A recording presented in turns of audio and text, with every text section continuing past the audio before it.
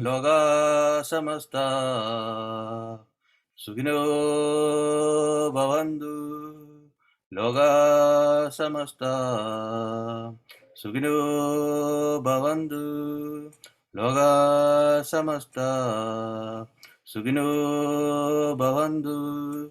Om Shanti Shanti Shanti. Om Tatsat. Namaste everyone. Welcome to our first Global Hindu Summit. Today is the 6th day, and we have the sub-theme is sectarian conflicts and misuse of religion. Our moderator will be Professor S.R. Bhatt sir. Professor S.R. Bhatt sir, floor is for you. Thank you, Guruji, for a very auspicious prayer and melodious dhvani, shankhat dhvani. In fact, well begun is half done, so we have begun very well. And this is the 6th day of our international conference on the majestic and sublime ideas and ideals projected in Hindu Dharma, also known as Sanatana Dharma, and the values posited and inculcated in the Vedic wisdom, which is the glorious apparition of Sanatana Dharma, is something which is unique, something which is to be emulated worldwide. If you want to meet with the present state of stripes and calamities, then we have to visit and revisit the Vedic wisdom. And of course, there have been distortions in the course of history, in our practice of the value schema propounded in the Vedas. We have to, in fact, get rid of those distortions, aberrations, and have an understanding of the Vedic wisdom afresh, so that the world becomes a happy and harmonious place for our peaceful living. So, without much introduction, for want of time, I would straight away request Swamishri Hari Prasad to make his opening remarks. Swamishri Hari Prasadji, founder of Sri Vishnu Mohan Foundation, who is engaged in multifarious religious, cultural, and academic activities, and also in social service. He is a person who has an open mind, and every year he also organizes inter-religious dialogue and also internal peace conferences.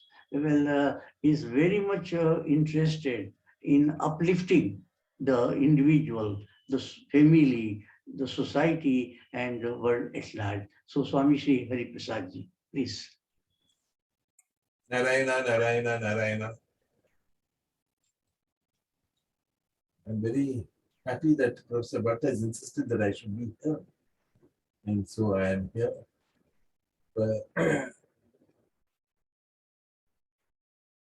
In this global Hindu summit, we have a lot of challenges before us to discuss, a lot of progress which we need to make. If we have not made the progress, we need to start making progress on the various subjects are there.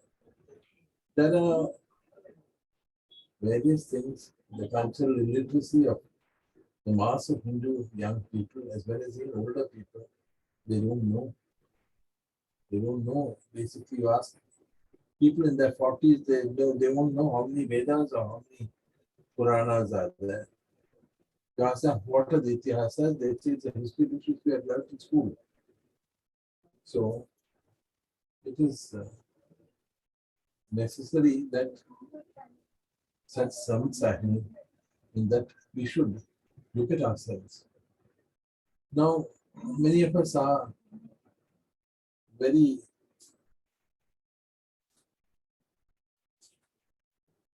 indifferent.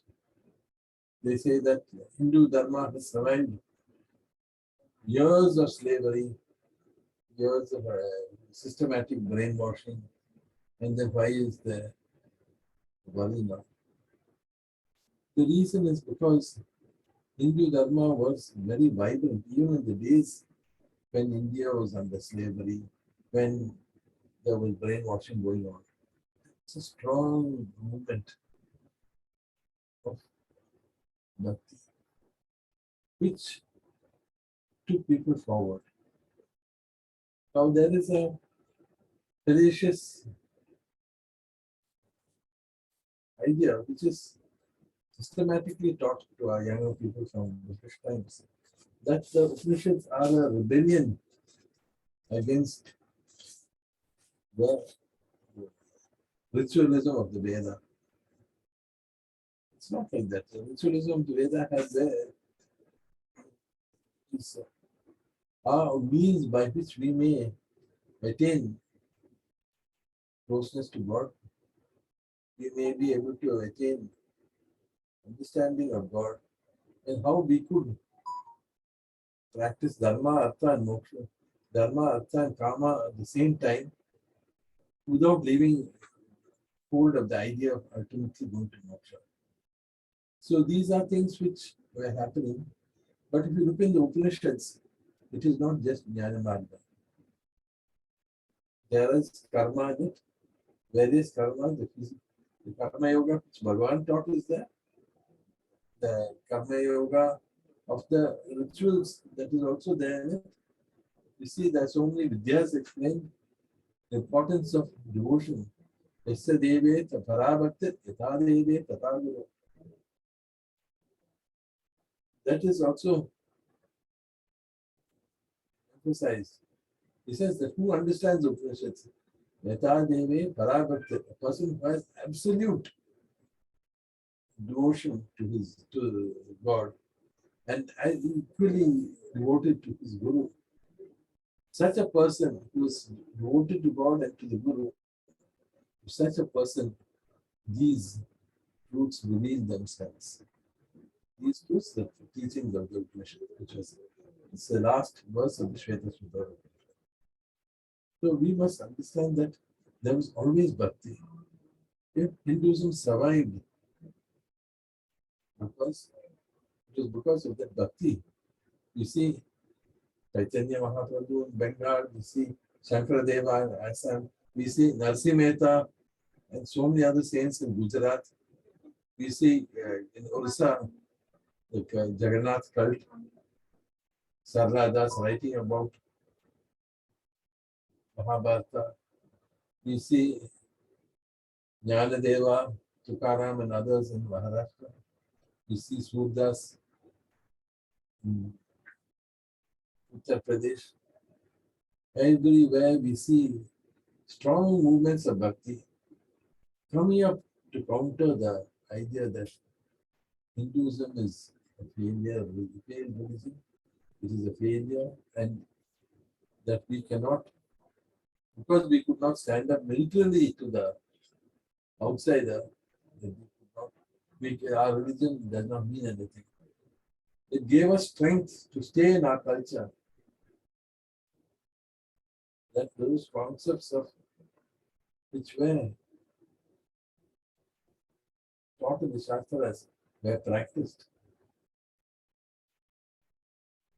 The devotee Haridas, because he had become Krishna Bhakta, was taken to 22 market towns and whipped in public by the Sultan. But everywhere, wherever he was, he continued chanting Hare Krishna and prayed for the people who were punishing him, including the Sultan. So we see Annamacharya telling people all about Sri Krishna, telling them all about Mehpasa, Balaji, how powerful that is. We have Akama Mahadevi, the great woman saint of Karnataka. Yes. Important thing is to keep little louder. Akama Mahadevi, it's fine. Akama Mahadevi is telling us about Shiva Bhakti, how it is more important than anything else to throw everything else into the kitchen fires and to serve Bhagavan Mahadeva. Basava, everybody talks about caste, but the successful movements against caste have all come out of this bhakti, from the bhakti of Basaveshwara, from Tarapaka Annamacharya saying about how whether it's a king or it's a poor man, for everybody it's the same Parabrahman which is everywhere. For we can see also about how Narayana Guru in Kerala, he used Bhakti and Advaita Vedanta to combat casteism. So that we have a society there in which which is quite egalitarian in Kerala. And in Tamil Nadu, we have 63 Shaivite saints, 12 Vaishnava saints, plus so many other saints who are not in either of these two categories. We have the ancient, the Tamil poetess Abbayar, Karaikalammayar, coming up to Ramana Maharshi, filled with Bhakti for Arunachala, teaching Sharanagati. Everybody thinks of him as Jnanamargi. But he did not separate Jnana and Bhakti everywhere. Bhakti has ruled. And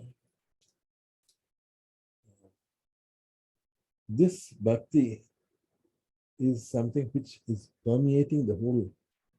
Sri Ramanuja's great Bhakti we all know about. Madhvacharya has written so many hymns about the various gods.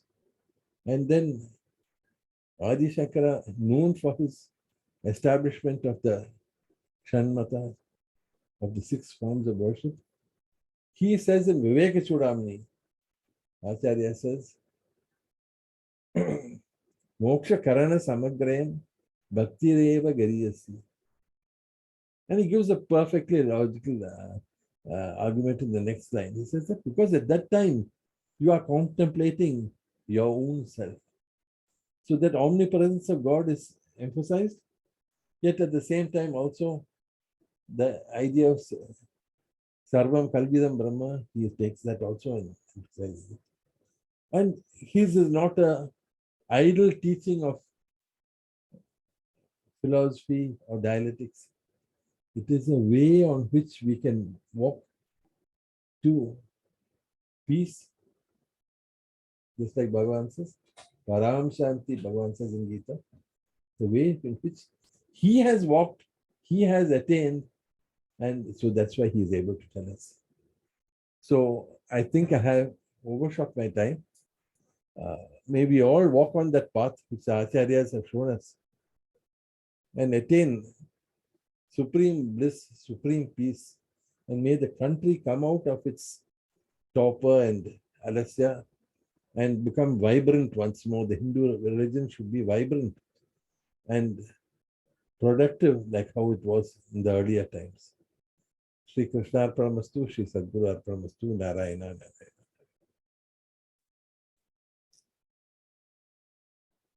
Holiness Sri Hari Prasadji for very informative survey of the sages and saints who appeared on the holy land of India, and they have given the message of symbiosis of knowledge and bhakti.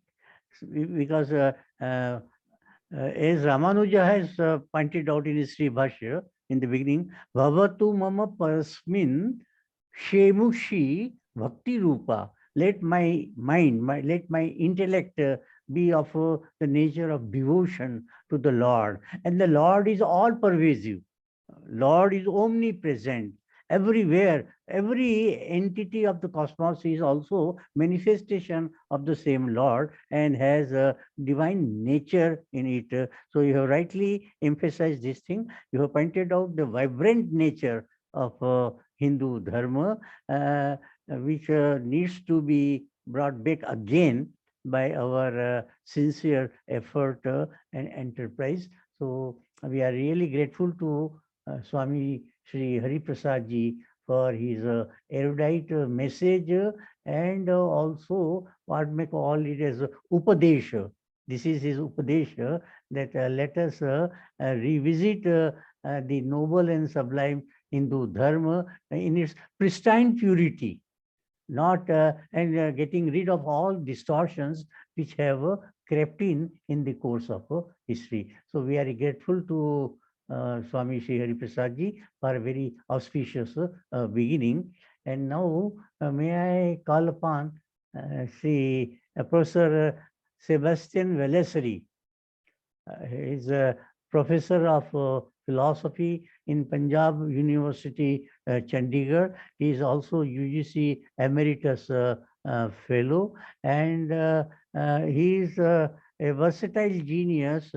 Though he is a Christian, he is well steeped in Indian cultural traditions because his ancestors were Nambudris. I believe, and therefore he inherits that particular legacy. And of course, one has to be critical of all the aberrations which might have crept in Hindu Dharma, but we must also make an attempt to reform, rectify.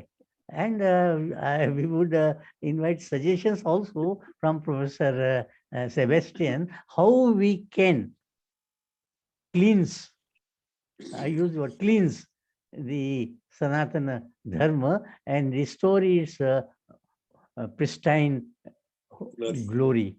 So thank you for your, we welcome you and kindly make your presentation. Respected Guru Dileepji, respected Professor Vatsaf, honorable panelists, friends, ladies and gentlemen. I start with an apology because yesterday I was supposed to speak something around 9 o'clock or 9:50, but my neighbor got a massive heart attack. I had to take him to the hospital because his son was not there. So that was the only reason. So kindly excuse me for what to say.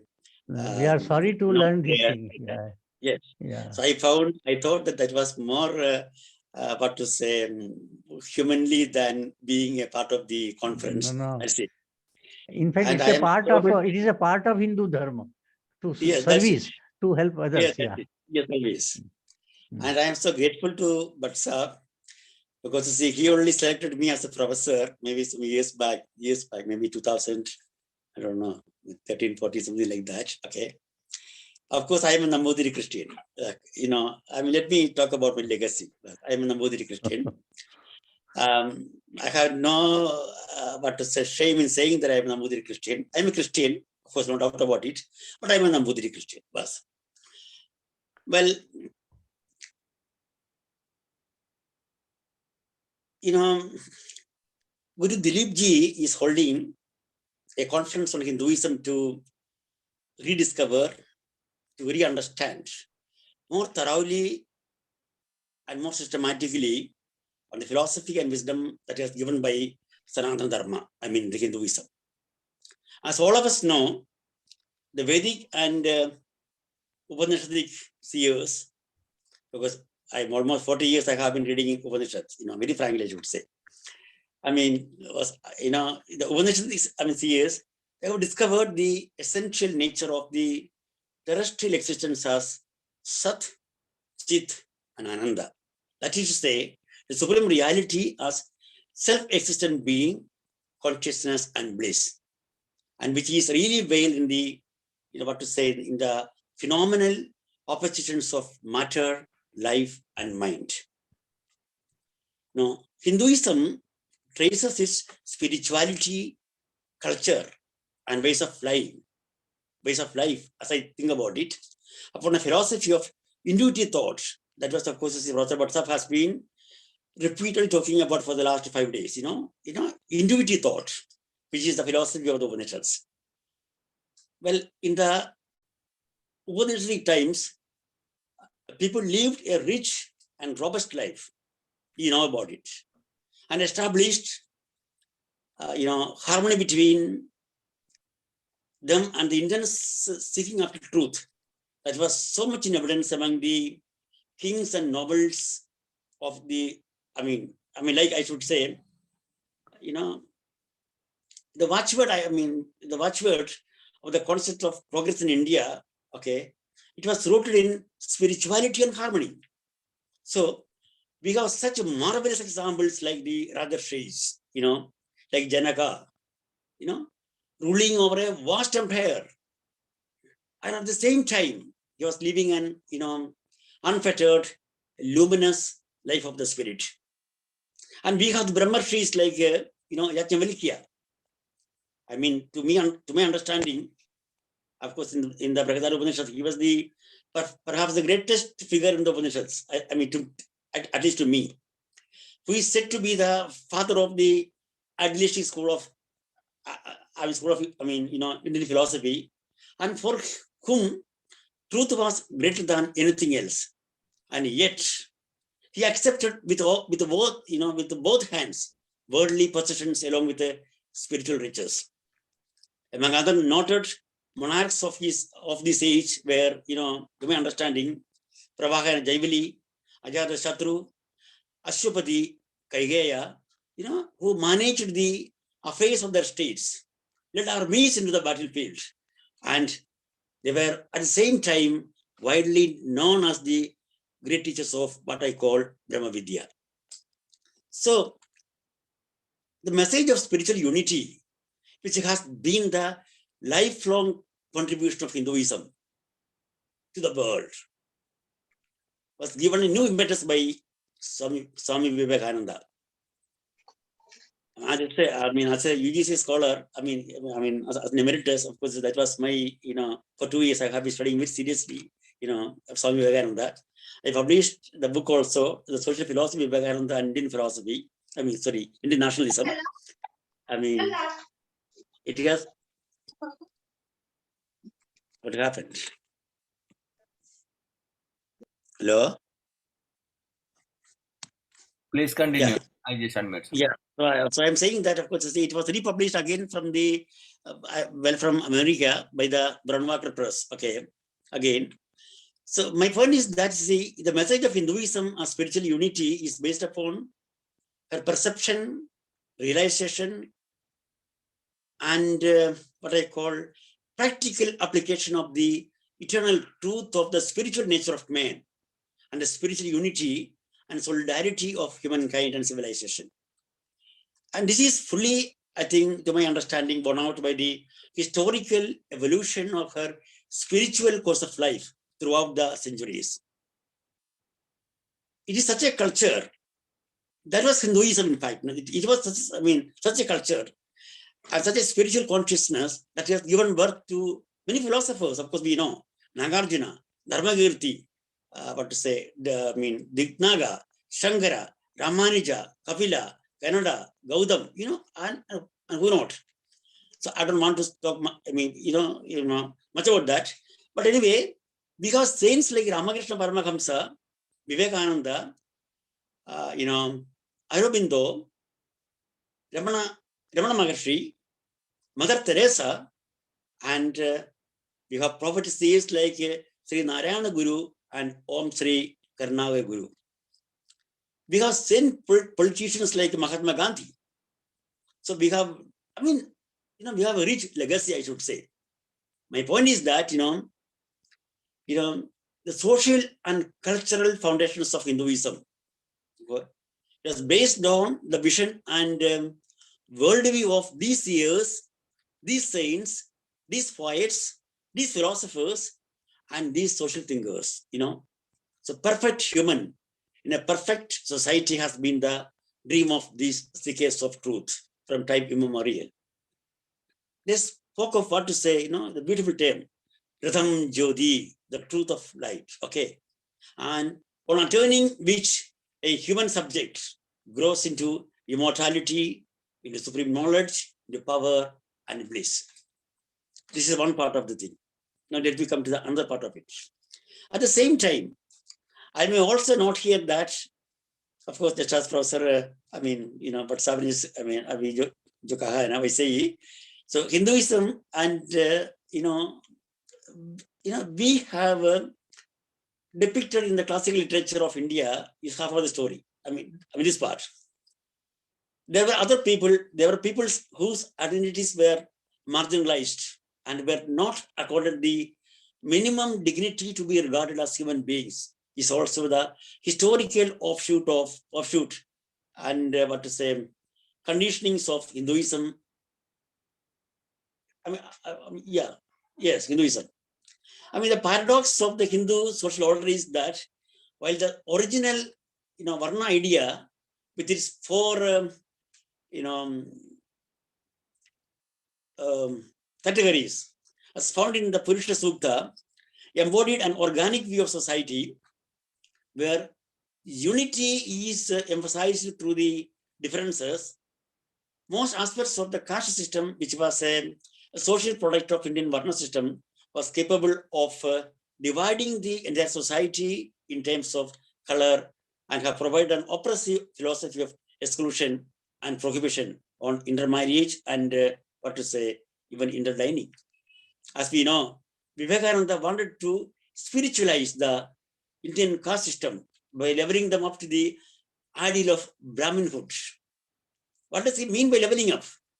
He says that from the highest man to the lowest pariah, everyone has to try and become the ideal Brahmin. In his wandering life as a monk, Swami Vivekananda neither hesitates to drink water from an outcast, nor be indecisive to share hubble bubble with the low caste people. He has eaten the food of the poorest and humblest people, whom no caste, the upper caste people, would condescend to touch.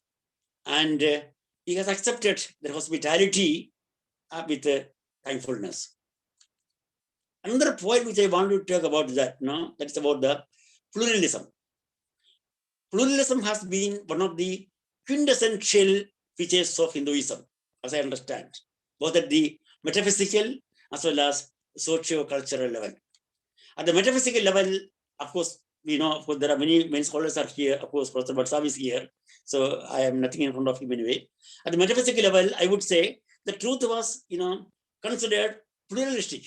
For example, it is believed that if two philosophical traditions conflict, both of them are held to be as law. The inherently, pluralistic ethos of Hinduism is reflected not only in the wide range of beliefs and ideas, but also in stratification, customs, traditions, and behavior patterns. So, syncretism is conspicuously evident in the survival of non-Aryan deities, rituals, and ceremonies in villages that had been the heartland of Aryan expansion. The epic tradition, both in textual and folk forms, bears the imprint of pluralism.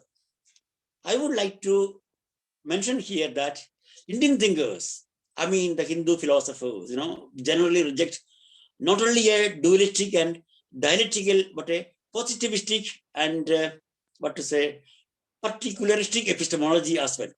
For them, true knowledge is not solely the knowledge of particulars.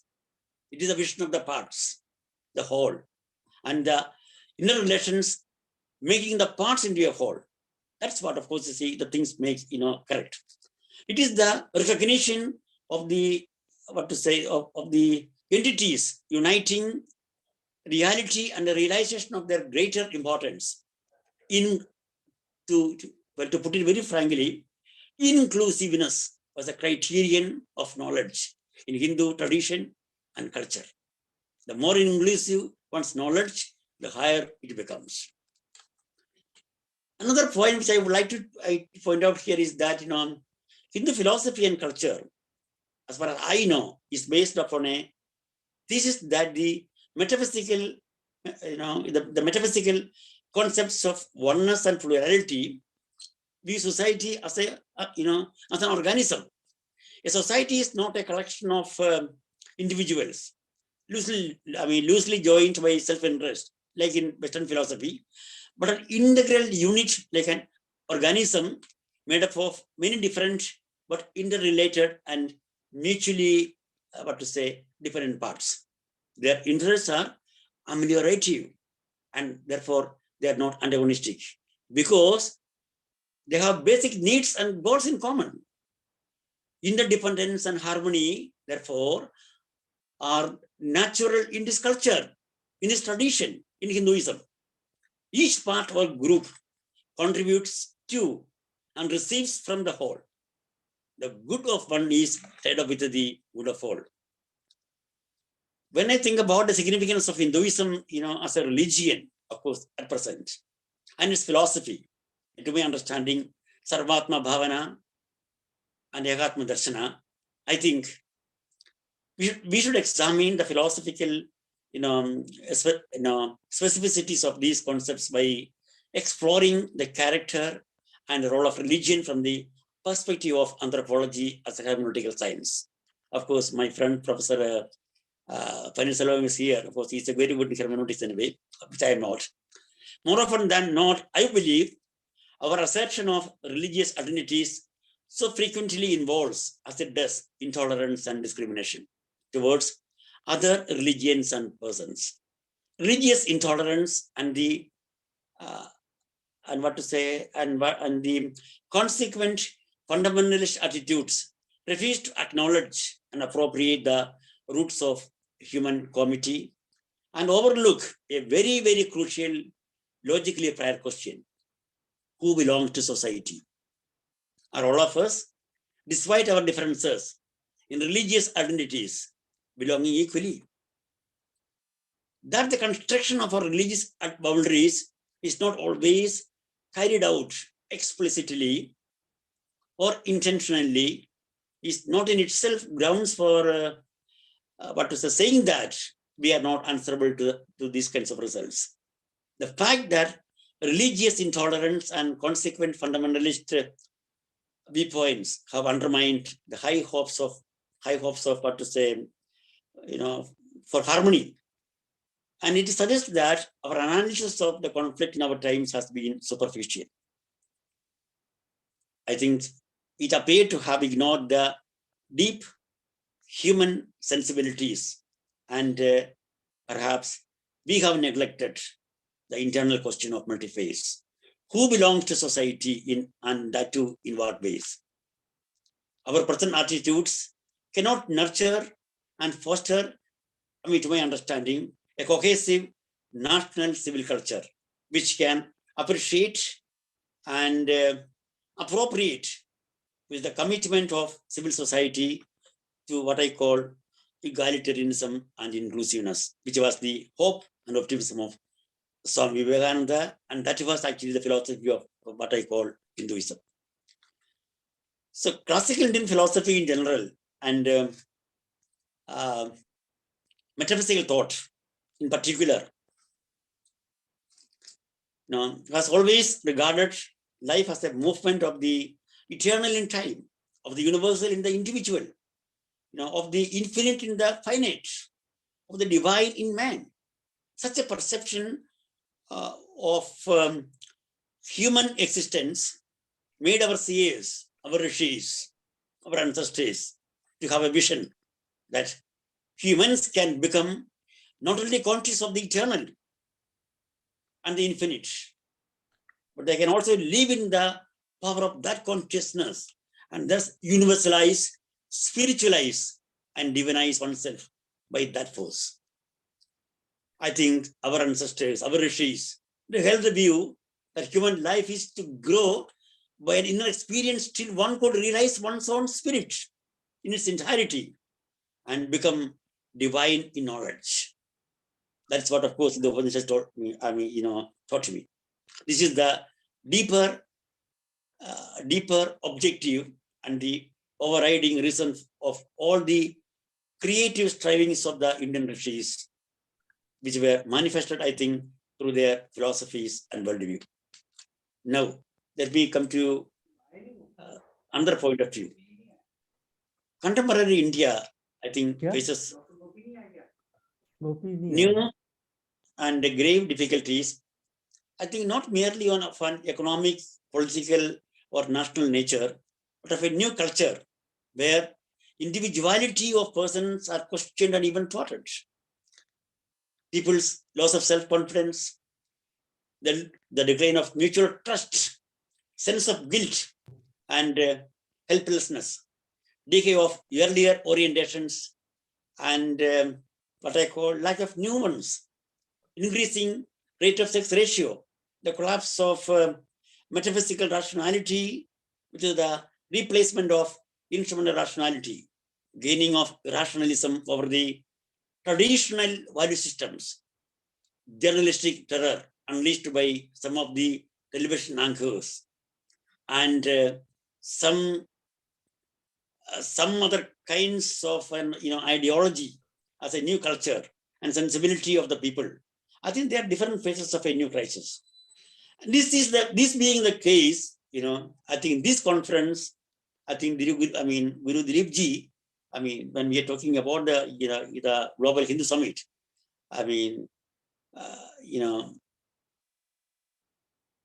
this conference, I think, should somehow,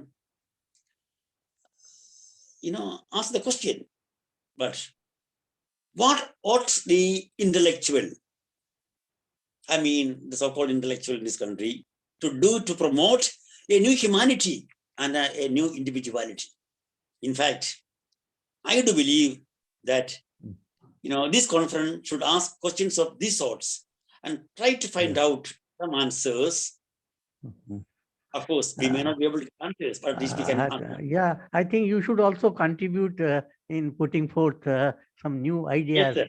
Yes, sir. I am trying to. Yeah. So we are really grateful to you for finding this out because Sanatana Dharma is not something like a static pond. It's like a flowing river, and therefore newer and newer tributaries should join.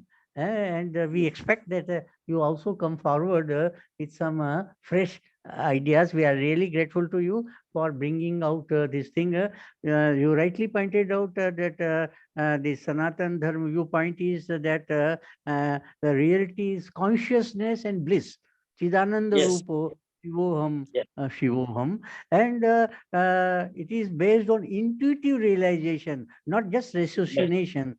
And it believes in fundamental unity of all existences. You use two key terms which are really very attractive. One is Sarmatma Bhava. This touches the very essence of Sanatana, Sarvatma Bhava and Ekatma Darshana. These are the grand ideas which Sanatana Dharma, the Vedic seers have projected. Well, ours is, of course, you refer to the Varna Vyavastha. In Varna Vyavastha, highest importance was given to the feet. Shudras constitute feet means they carry the entire burden of the body. And therefore, we say Charana Sparsha. We don't say Mukha Sparsha. We say Charana Vandana. We don't say Mukha Vandana. So Charana occupies the highest place. And in my native language, we call Shudra as Mahattara, highest among the human beings. So I think we have to restore that particular reverence for the so-called lowest state of society. All are equal. And there should not be any distinction. There should not be any discrimination. Well, you refer to organism. So in organism, every part has significance. Every part has its own particular locus. It has its own particular function. It contributes to the wellness of total organism. And therefore, this sort of egalitarian approach is the foundation of Sanatan Dharma, which needs to be highlighted and which needs to be restored. So we are really grateful to you for very illuminating ideas that you have presented. Thank you very much. And Thank now, you, sir. Thank you. Thank you so much. Thank you so much for all of your patient hearing.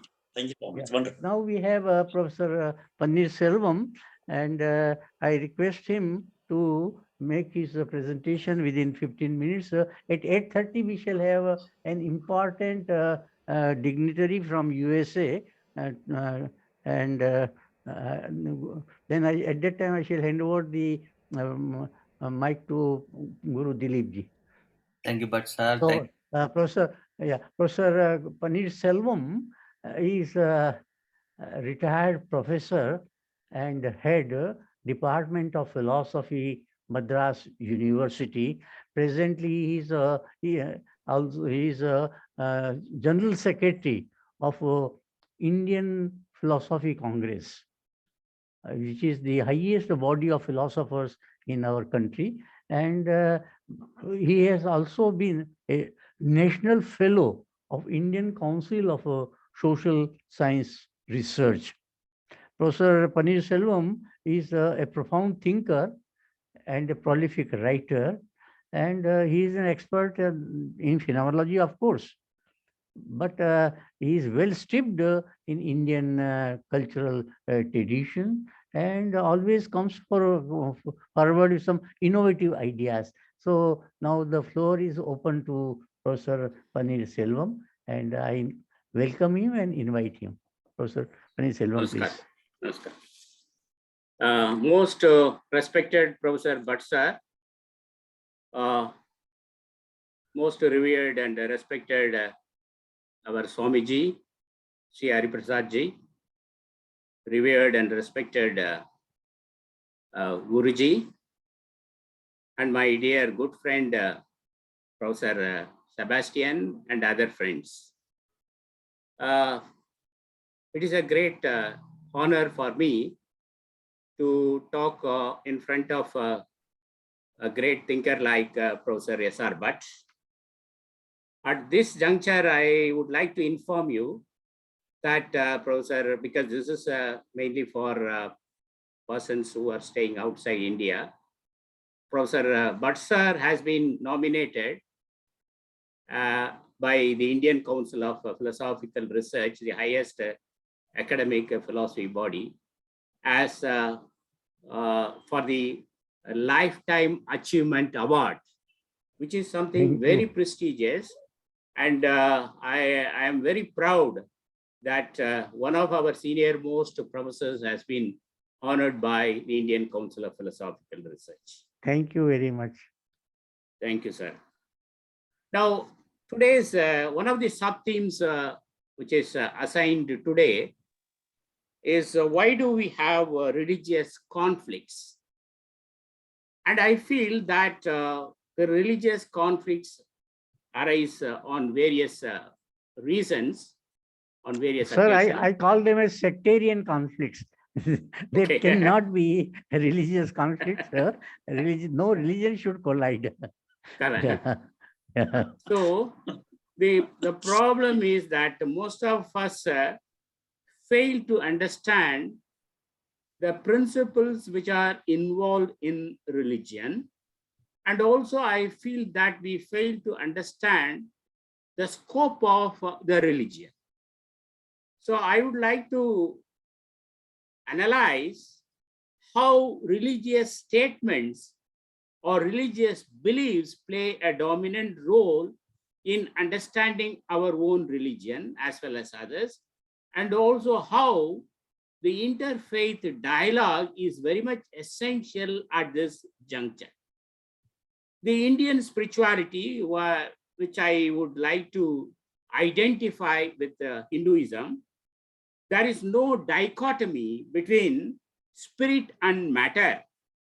In fact, in Hindu tradition, one can say there is spirituality of matter and materiality of the spirit. So this is what we call the primal reality, in Hindu philosophical discourse. For example, in Vaishnavite philosophy or in Vishwadvaita, we come across three eternal realities: Chit, Achit, and Ishvara. Now, when they talk about Chit, Achit, and Ishvara, these two concepts, namely Chit and Achit, are considered to be the part of the Supreme, which means Indian philosophical discourse or Hindu philosophy never rejected matter as something outside. In fact, the Vishishtadvaita philosophy talks about the Swagata Veda, wherein we find all the three realities as interdependent, or they are only internal difference that can exist within the whole organism. This is something really remarkable, because in Hindu philosophy, we see that both matter and spirit are part and parcel of the reality. This, I would say, is the highest philosophy which one can understand by studying our ancient scriptures. In fact, I would say that the primal spirituality of Hindu philosophy is renewed time to time through a series of renaissance. For example, through Upanishads, through the epics, through the Bhakti movements, the contributions of our Alvars and Nayanmars and others, and then also through the modern renaissance, the contributions of Swami Vivekananda, Sri Narayana Guru, Sri Aurobindo are something really great for preserving the Hindu philosophical tradition. So we have to remember the fact that in Hinduism, there is a synthesis of both tradition and modernity. In spite of its antiquity, it is always modern.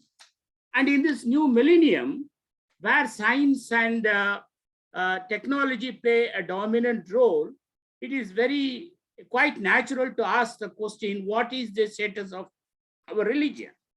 We must understand the fact that religious phenomena of our time is a global phenomenon, which means the religions of the world can no longer live in isolation, nor can they rightly live in tension or hostility, which means we must work for a mutual understanding and interrelation, and Hindu philosophy or Hinduism gives a clue for that.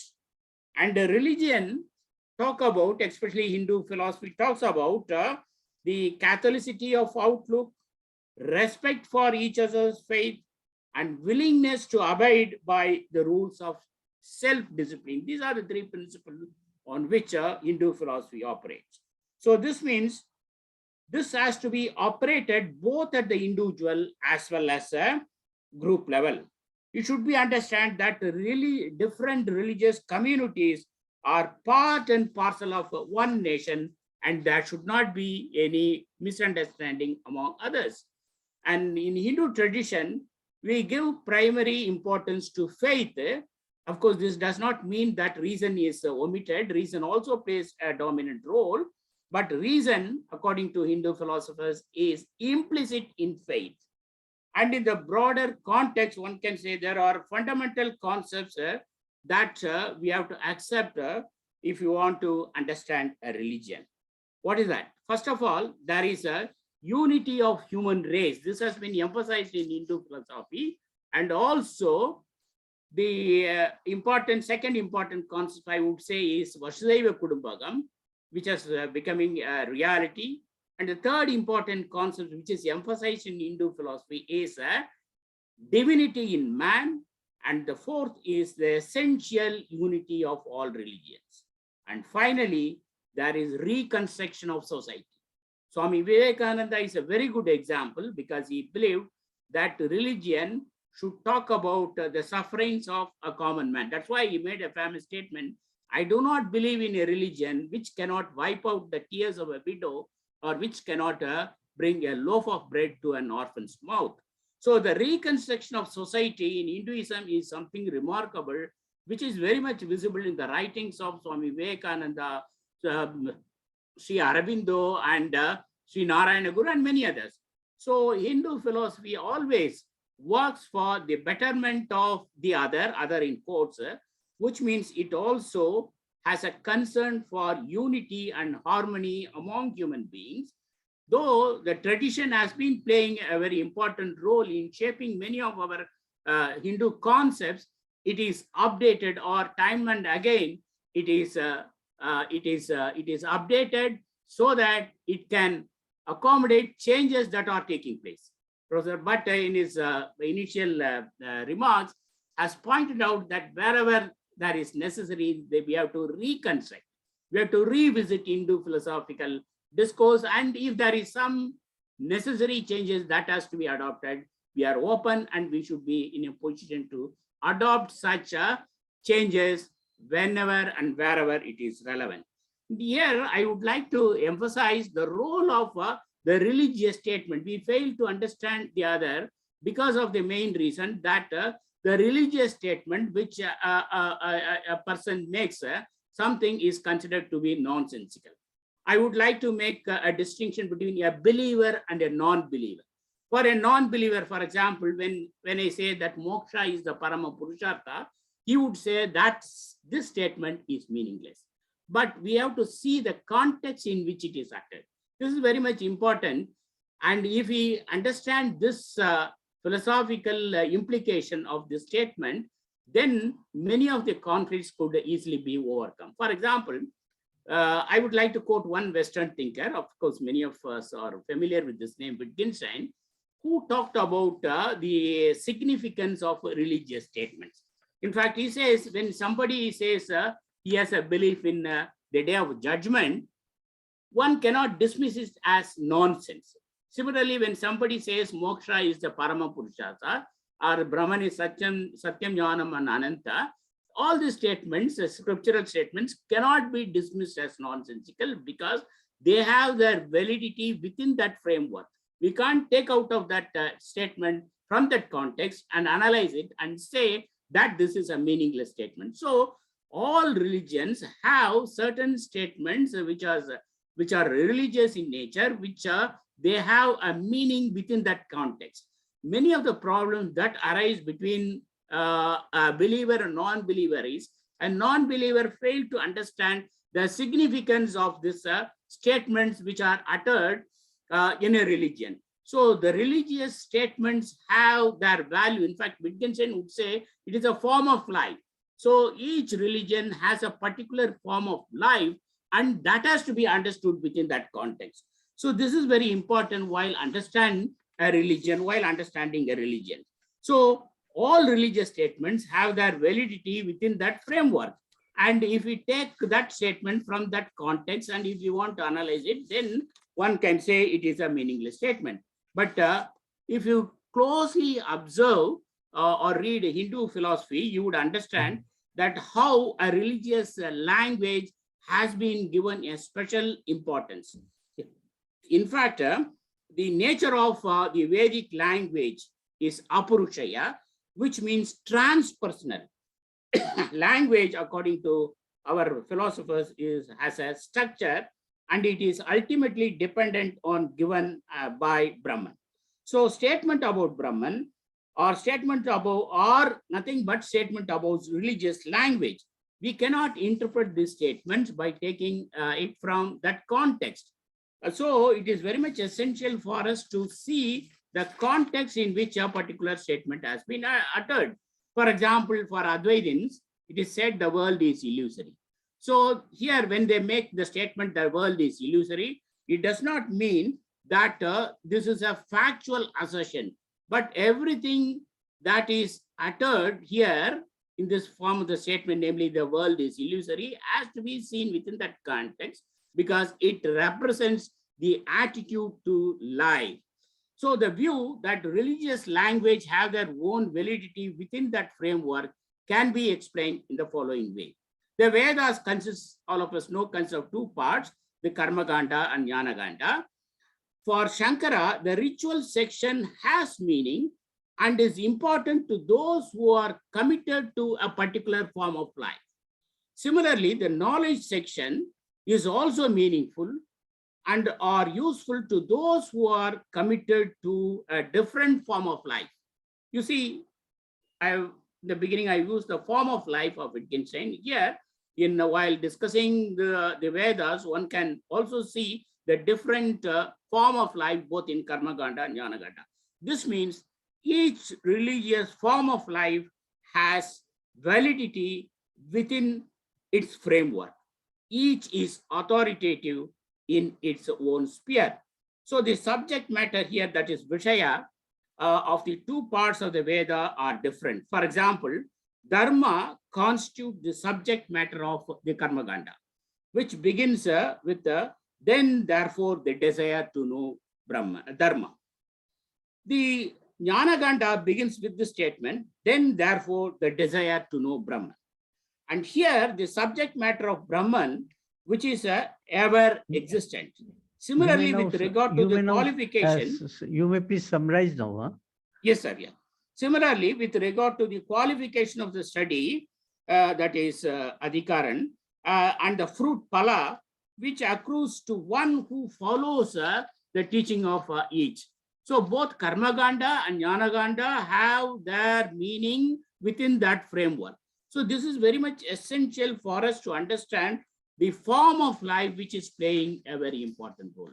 And finally, I would like to say that religion has a direct bearing on human life. In fact, one can say the Hindu philosophy talks about how the individual life is connected to social life. So participation in social life is one of the essential aspects of religion. So the significance of festivals, Hindu festivals, for example, in religion, prove that religion not only unites human beings with God, but also with human beings as one family. So this means, to put it in one sentence, I would like to state that Hinduism talks about not only uniting God with man, but the unity of human beings is something which is predominant in Hindu philosophical discourse.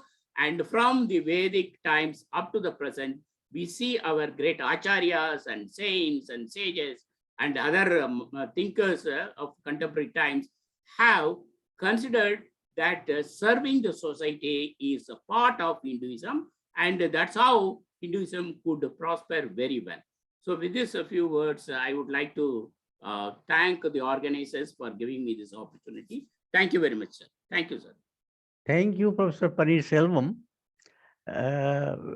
You have rightly pointed out that in the background of fundamental unity of all existences, the non-dualistic stance of Sanatana Dharma synthesizes and reconciles the claims of matter and mind, or matter and consciousness.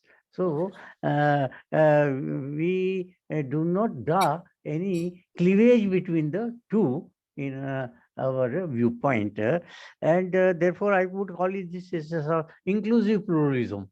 There is plurality of Chitta, living beings, plurality of Achita, and they are all interdependent. So you have brought in this notion of organism also, where in an organism there are multiple organs, but all are interdependent, and therefore there is some sort of mutuality. Coming to religion, you have rightly pointed out the need for inter-religious dialogue. Every religion has some sublime elements which we have to attend to and make best use of. This inter-religious dialogue requires a Catholicity of outlook. This also you have rightly emphasized. Then only there can be unity and harmony and peace. You have also referred to reconstruction of society. Particularly Hindu society needs some sort of reform.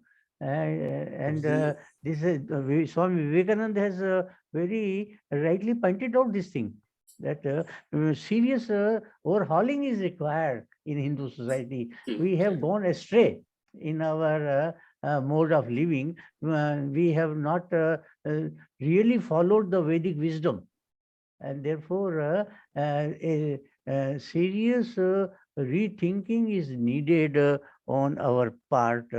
You refer to Wittgenstein's notion of a form of life. Well, there are different forms of life. Every individual has one's own form of life also, not only every religion, and therefore you have put forth some very valuable ideas worth emulation. We are grateful to you. Now over to Guru Dileepji. Thank you, Bhatt sir and Professor Panir Selvam-ji, for the beautiful presentation. Now I'd like to invite our Honorable Assemblyman, Dr. Said Nader Said Esquire, is from Assembly District 90, New York State Assembly in USA. I want to mention about something about him. Assemblyman is a resident of Yonkers for over 6 years, grew up with 7 siblings on the southwest side of the city, which was ethnically and racially diverse. After working his way through college, he dedicated himself to being a spokesperson for community needs in education and equitable opportunities for all. This path has guided him to seek and reach success as a teacher, principal, college professor, captain in the New York State Guard, and president of the Yonkers Public Schools Board of Education. In addition, Dr. Sage has also served as a trustee for the New York State Board of Elections, where he was on several committees, including the Instructional Affairs Committee and the Big Five Cities Board. Nader understands urban education because he has lived and has held several positions within that capacity. He is a true leader who knows how to advocate for educational reform as well as how to address the needs of English language learners and students with special needs. Nader represents the 90th Assembly District, which almost entirely encompasses the city of Yonkers. In his role, he continues to lobby for the redistributing of funds to his city to the school system can build new schools. One of his goals in the New York State Assembly is to fight for changes in the New York State education funding formula, which short stages younger students and deprives schools of a fair share of their necessary funding. In the Assembly, he also worked towards decreasing taxes for the middle class, which enhances the job market and the economy in New York State. Moreover, he is my longtime friend, a supporter of Indian culture, spiritual culture, interfaith culture. I want to mention he is from Middle East country. His king, Abdullah, made the world interfaith harmony at the United Nations. My beloved spiritual brother and friend and the Honorable Assemblyman, Nader Sage, for his foray. Thank you very much, brother. Good morning to His Holiness and to the members and the directors of the World Yoga Association. Today is truly special because it's really a celebration of lights and a celebration of peace. And the work of the Global Hindu Summit, I know, brings so many individuals in the community. We heard from the professor and many in different fields, in healthcare and education and civic and religion. And that's what it takes to really promote awareness, promote goodwill. And, you know, this is a time of the year, especially here in the United States, where we celebrate many holidays of the lights. And the holidays of the lights, many of us realize, really celebrate diversity, celebrate awareness, celebrate understanding, celebrate peaceful coexistence. And this is what this forum is about. And it really starts from not only distributing the message, but practicing the message of peace. And as my brother said, we worked together and we celebrated, you know, world harmony We celebrated the World Yoga Association as an assemblyman representing a city in New York called Yonkers, New York. I also represent New York State, and New York State Assembly is the people's house in government in New York. And it's really the organization that elaborates and promotes new legislation, new laws, new policies. And it also recognizes individuals, recognizes organizations, movements that have a positive impact on not only New York, because when we celebrate in New York, we also celebrate and recognize change across the United States. And very often, whatever policy or change we promote across New York State, across our nation, many times is expanded internationally, where other countries and other societies look at what took place in America, what took place in India, what took place in other parts of the world that is positive, and we build on it. Because as human beings, our nature is to really learn from experience.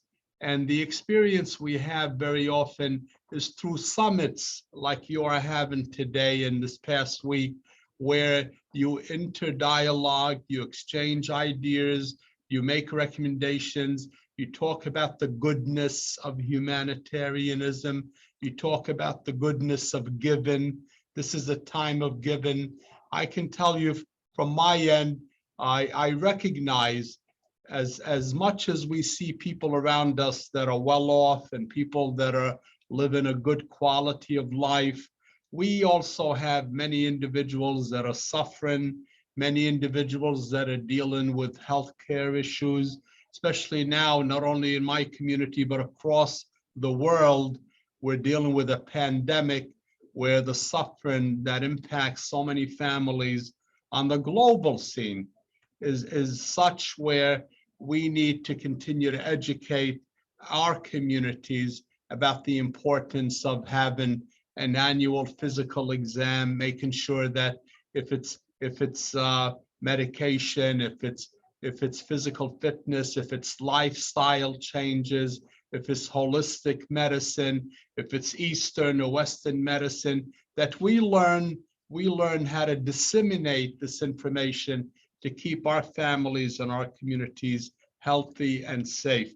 And when I go into even my community and I see people that are homeless, people that are begging, people that are hungry, we take action. And I've taken action. My family and I have donated commercial space in a building that we own in a very deteriorated part of my city, where there's homeless people, there's hungry people, and we designated space for food pantry. So working with Feed in Westchester and other organizations, we give out thousands of meals each week and to people that are hungry, people that need. And we go as far as reaching out to children in the school system, children, for example, that need extra support, that need counseling, that need special items, for their education.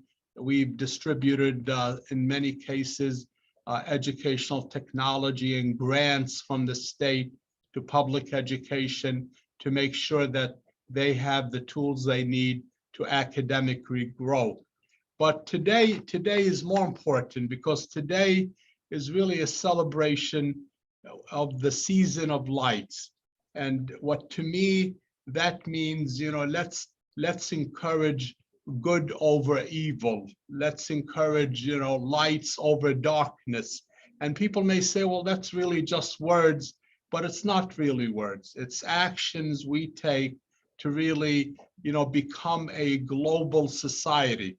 Years ago, when we grew up in India, we grew up in Yonkers, New York, we grew up in Jordan, where I was born, we stayed in those communities and we only dealt with our own cultures, our own traditions.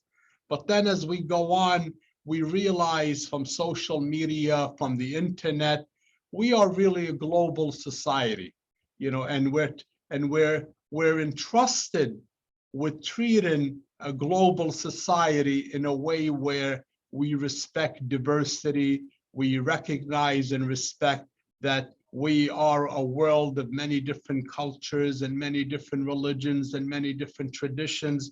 But we should also recognize that 90%, as I see it, of who we are is common. 90% of who we are is to recognize we're all human beings. We're part of one family, of one universe, one world that is more common than negative. And the reason I say that is because in today's time, with all the global conflicts and all the suffering, and we look at issues and concerns where you have refugees in many parts of the world, you have people that are suffering from regional conflicts. Some of them are based, unfortunately, on religious differences, on cultural differences, sometimes even within the same towns or the same cities or the same nations, you find concerns that divide people, that people fight each other, people harm each other, people promote suffering to each other. And that's the sad part. And people say, well, it's going on, what can we do? I think what we can do is what you're doing, what all of us are doing in promoting these summits, in really developing dialogue, developing understanding, and realizing that everything is possible. You know, to take the initiative and say, well, let me sit back and why we can't promote change. Change is very possible. I've made it my business throughout my career as an attorney of law, as an educational leader for over 40 years, and especially as a New York State Assemblyman, to use whatever influence I have to bring people together, to recognize and celebrate the different ethnic and racial and religious communities we have here in my community in New York State. And we do that through special resolutions. Like recently, this is a copy of a special resolution I presented to my brother, recognizing World Yoga Community for its service, for its work with the United Nations, with peaceful coexistence. And we also honored His Holiness, our Guru, for his special service to New York State, really to the international community. So this is how we promote goodness, how we promote understanding and awareness in our community and through your efforts on the international scene. So I really appreciate this opportunity. It gives me a chance to really get to know each and every one of you, and it gives me a chance to say, hey, we're all part of the brotherhood of mankind, and we're all part of the movement to promote goodness and to celebrate the season of lights and good over evil. Thank you for the opportunity. Thank you, Honorable Assemblyman. Last month when we had the meeting, especially that was the celebration of Diwali at your office. Usually, elected officials won't do in their office. You had that courage and the thirst to do this. It was a beautiful event, and we had a discussion about the International Day of Yoga events in New York State. And we had a discussion about the traditional medicines, especially Ayurveda, Unani systems in the eastern part of the world, to bring as a recognized system in America. You offer your support. We are looking forward to have more meeting with you. Definitely next week, I try to meet you. Well, it's my pleasure. It's my pleasure. And, Diwali is a very special holiday. And, I've learned how to understand and celebrate Diwali from many years ago with many of my Indian American friends in my community, and understood the importance of Diwali. And my pledge to you at the time, and really, is to continue to promote a recognition of Diwali and celebration. And we do that, for example, by putting resolutions in the New York State Assembly, the New York State Senate, where we recognize Diwali as a statewide holiday, and there it gives it significance, and it really promotes a good feeling, not only among Indian Americans in our community, but all those that celebrate Hinduism and celebrate the other joyous occasions that really signify their faith. And as you said earlier, Guru, I met last month with the King of Jordan, as the highest elected Jordanian American in the country. The king wanted an audience to meet, and I respect the king because him and his family for many, many years have been so instrumental in promoting interfaith dialogue, especially in the Middle East with the conflicts that have occurred between the different religions, the Islamic community and the Christian community and others. It's become even more important to have leaders in the Middle East that really encourage interfaith dialogue, and again, get us to understand at the end of the day that we have more commonality than difference, and people should respect each other through their nationalities, through their religion, through their cultural traditions, rather than to use that to separate and cause harm to each other. So I will continue to promote Diwali, to respect the community in other ways I can on the state level. And I'm sure you and your friends and members and directors of this wonderful organization can continue. This is the first summit, and I hope this will be a continuation of many, where there's an annual summit and we bring other people on different levels of government to really sit in and understand and communicate. Thank you very much. Thank you. Thank you for your nice sentiments and words of wisdom. We My very much pleasure. appreciate your noble and sublime ideas of unification of humanity. And we also very much appreciate your feeling for Diwali festival, which is a festival of light, of enlightenment, of illumination, of removal of all evil forces and darkness. Thank you very much. So for your kind and gracious presence. Thank you very much. Have a good day, and hopefully you. we'll get to meet as many members in our locality and at the next Diwali celebration here in New York. You'll regard invite you- all the we- participants to your office next year. No, You we got it. regard you. We regard you as a saint in a worldly garb. A saint is one who is engaged in social service and an enhancement of cosmic life. So we are really grateful to you for your gracious presence. Now we have, we may pass on to another speaker, and she is Professor Abha Singh. She is Pro Vice Chancellor, which means a rector in American terminology, and she is a professor of political science. No, sir. Which subject? Philosophy. Philosophy. Sorry, philosophy. But philosophy is inclusive of political thought. In fact, in my academic career, I have been teaching social and political thought. But she is an all-rounder, in fact. She went to Mauritius also as on behalf of Indian Council for Cultural Relations. So she is a prolific writer, and I request her to make her presentation within 10 minutes, please. Yeah. Thank you so much, sir. I would like to begin with extending my gratitude to Professor Bhatt Sahab for giving me this opportunity, and I extend my namaskar to all my fellow participants and all those who are connected with this program. Now, with regard to today's sub-theme, sectarian conflicts and misuse of religion, I would like to throw some light on education system in Hinduism. As we all have been discussing since last 3 days, that the core of Hinduism is integral approach to life.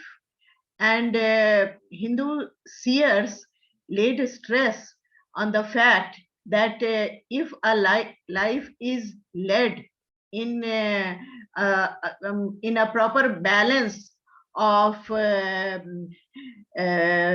prayers and shreyas, then only it would be an ideal life. And if one leads an ideal life, then only one would be able to realize the that integrity of the whole universe. But all this doesn't come naturally to man. It must be learned.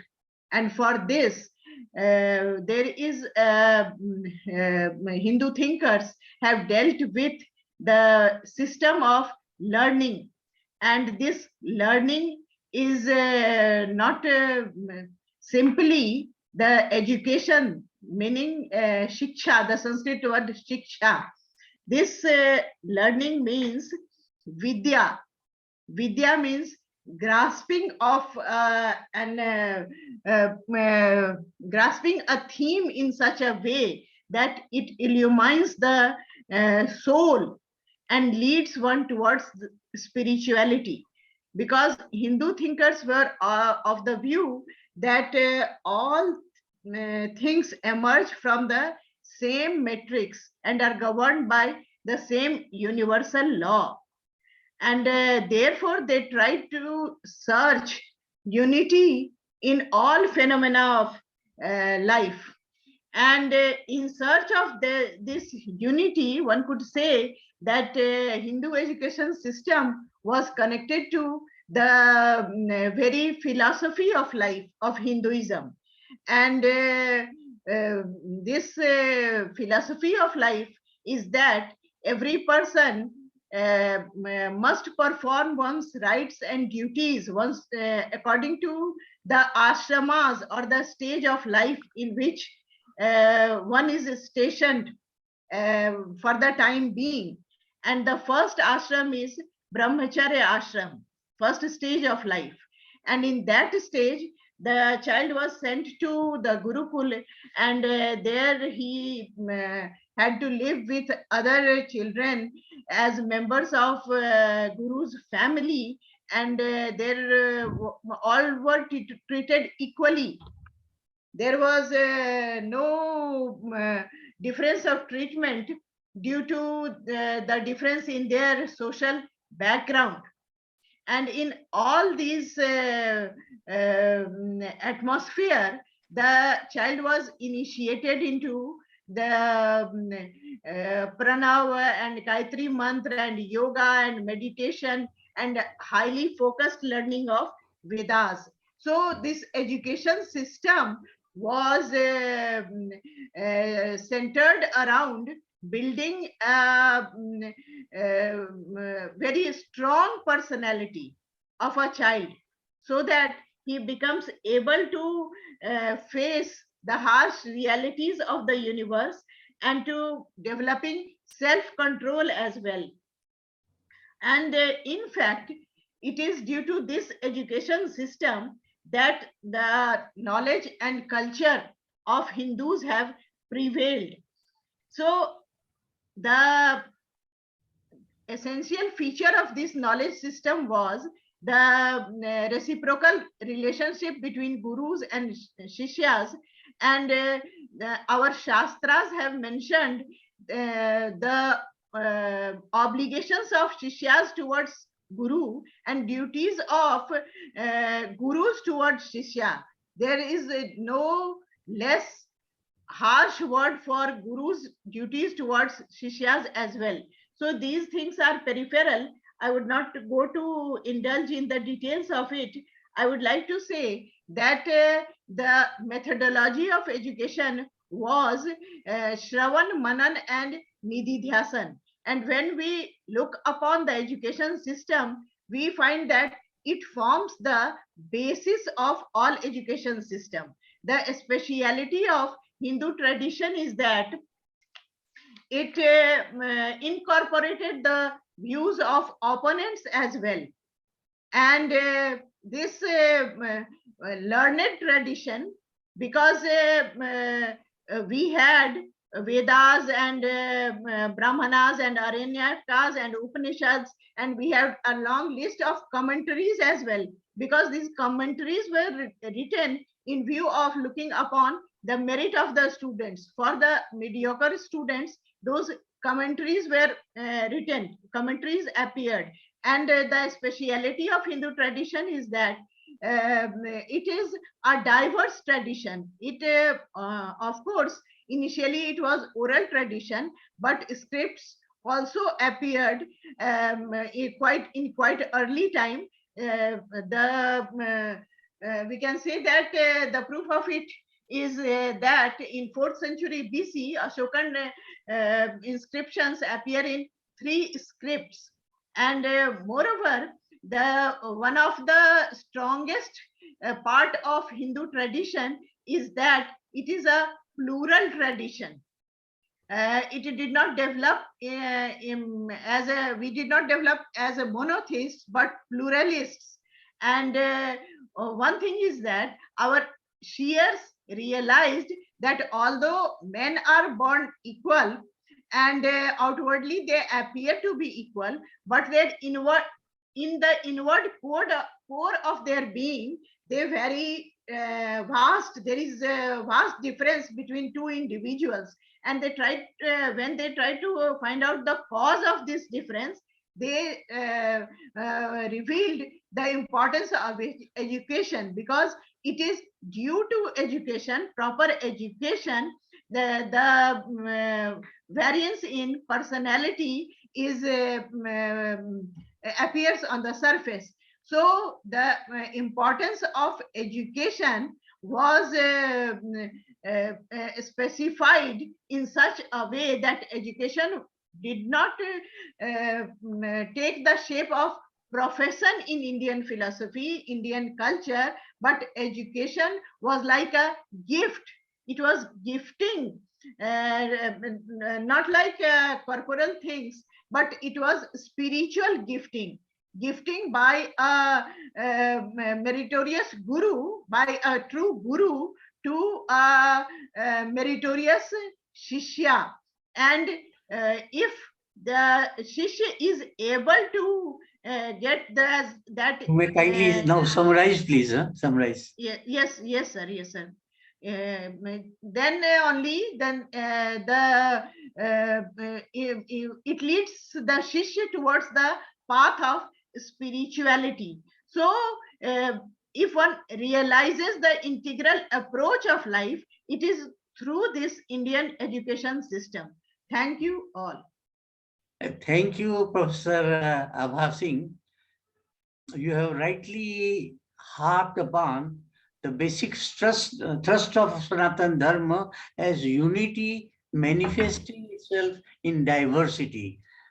So only in unity lies what can be called as peace, prosperity, and happiness. And for that we require a proper mindset.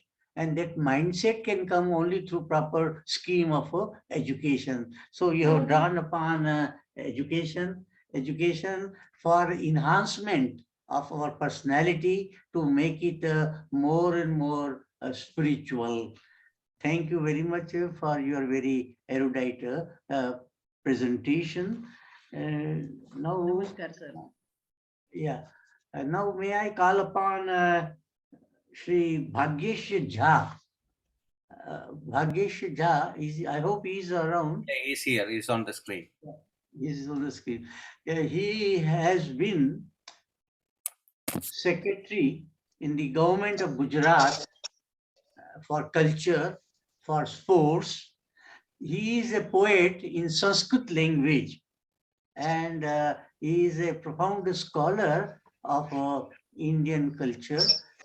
Therefore, we welcome him and we request him to make his brief presentation. Sri Bhagyesh Jha, please. वागर्थाविव सम्पृक्तौ वागर्थ प्रतिपत्तये जगतः पितरौ वन्दे पार्वती परमेश्वरौ। नमः सभायै, नमः सभापतिभ्यश्च। पूज्याः गुरुजी दिलीप महोदयाः, अस्माकम् अतीव आदरणीयाः professor SR Bhatt महोदयाः, उपस्थिताः वक्तारः, महानुभावाः, बान्धवाः, भगिन्यश्च। अति आनन्दस्य विषयः।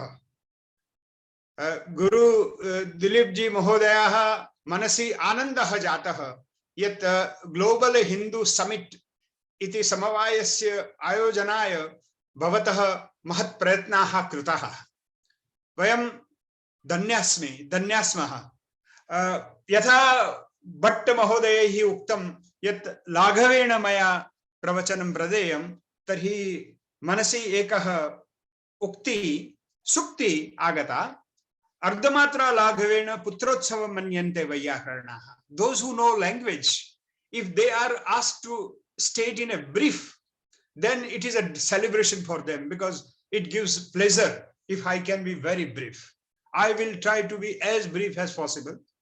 As we have seen the sectarian conflicts and the misuse of religion and all that, as a district magistrate, I handled many communal riots.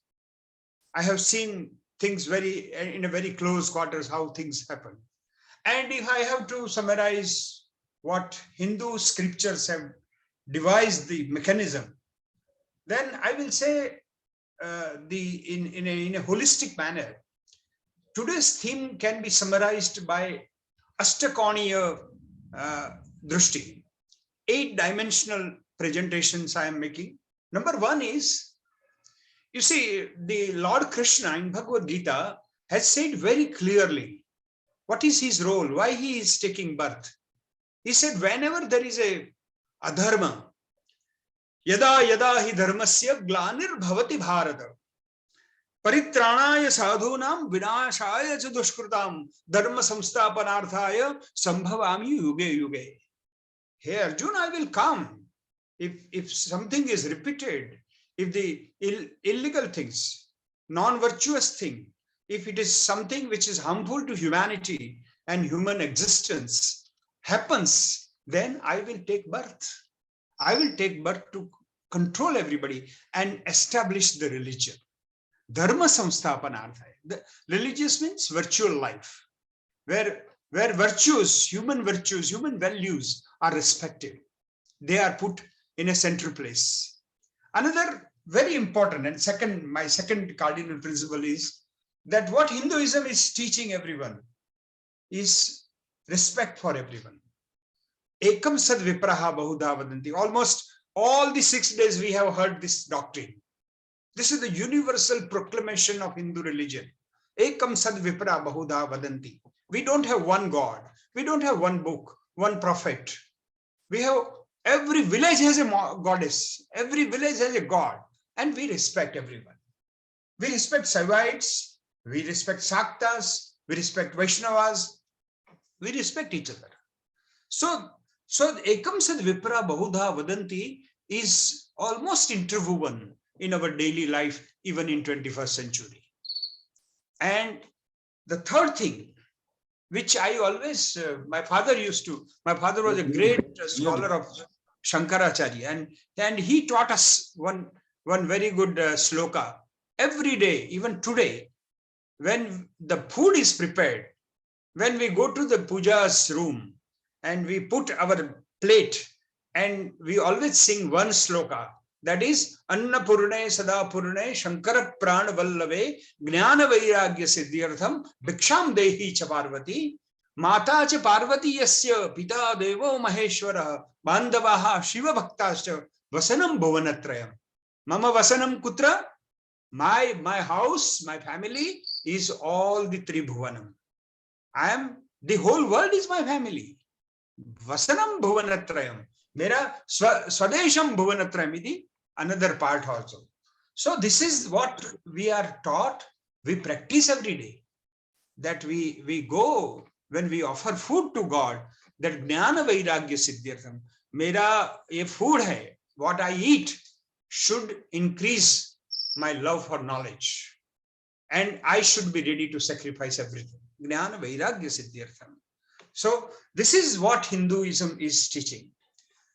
Fourth thing, Hinduism, and as we referred Bhagavad-Gita almost every day, let me tell you, it is like a mobile smartphone, where smartphone has a music station, has a files, has a photo gallery, has everything.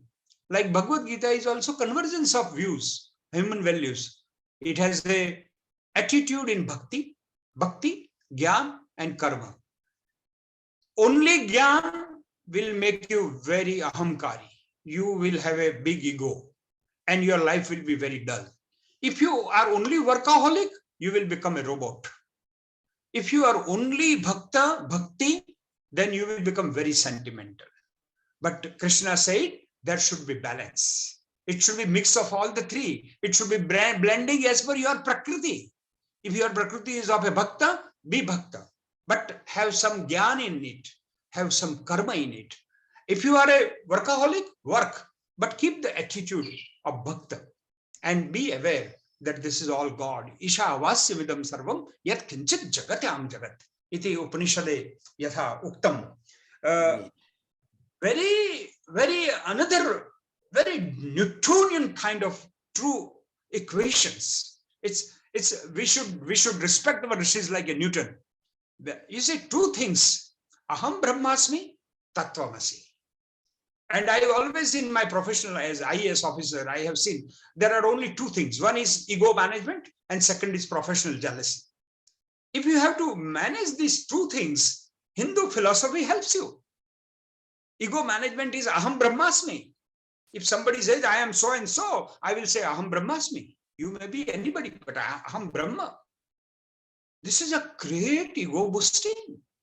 It gives you ultimate enlightenment power that you may be a small, you may be a junior, but aham brahmasmi. And when some other professor gets a prize or somebody gets a promotion, then I say tattvamasi, you are also that. This is my practical interpretation of Hindu religion in professional life. So if we do this, aham brahmasmi and tattvamasi can save us even in 21st century. And importantly, Bhagavad-Gita says that don't live for yourself. Pachanti te mahat papam ye pachanti atma karanat. Loka sangraha. Live for somebody else also. Don't live for you alone. Try to help somebody. Try to be useful to somebody. Try to do something good for the society. I always say as a Gujarati, we always write Shubh and Labh. We don't write, you see, I have to distinguish between Dharma and Dharma. Adharma is Shuddha Labh. Mera labh hi hona chahiye, Shuddha Labh. But Shubh and Labh means labh bhi hona chahiye, lekin Shubh bhi hona chahiye. Mera labh should not be very detrimental to somebody. It should not harm somebody. My labh should be Shubh Labh. So this is what our Loka Sangraha, the spirit of Yajna, Yajnat Bhavati Parajanya, Yajna Karma Samudbhava, Yajna Bhav se Karma Karo. You do work as if you are performing a Yajna, and that will give you enlightenment. You will feel evolving. You will feel the growth. You will feel the enlightenment. And that's, if you have to do that, my eighth mantra is, always, Hindus have never prayed for their community alone. We have never said, Sarve Hindu Janaha Sukhinah Santu. We say, Sarve Janaha Sukhinah Santu, Sarve Santu Niramaya. We don't discriminate. We pray for everyone. Whosoever lives here, Isha Vasim, even an ant, even a tiger, even a leopard, even a dog and a cow. In Gujarat, we have a tradition, Swamiji. We prepare 2 chapatis, first for the dog and second for the cow. That we have to prepare first. And the 3rd chapati will be for us. So that is the tradition. We live for entire living animals and all the whole, what Vedas say, Bhuma. Brahmande, yatha pinde, tatha brahmande. entire Brahman should be happy. That is our motto. And that's why and my last submission is that we always say at the end of every chanting of mantra, Shantihi, Shantihi, Shantihi. Pratham Shanti is my own Shanti. It is my inner peace. When I go inside, I feel very calm, very peaceful. When I go to my Janapad, my district, my country, it is very Shant. It should be Shant. And the third Shanti is the entire Brahman.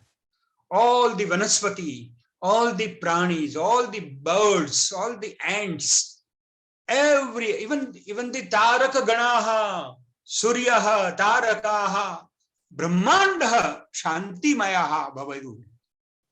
Asmakam Prarthana Asti. So, with these 9 cardinal principles, we live for good of the whole universe. And that's why I think sectarian hatred or sectarian conflicts has no place. And if there is a place, if there is something, then God will come and do justice to everyone. So we pray, Shantihi, Shantihi, Shantihi. Thank you, Bhagyesh ji, for a very, I should say, enlightening address.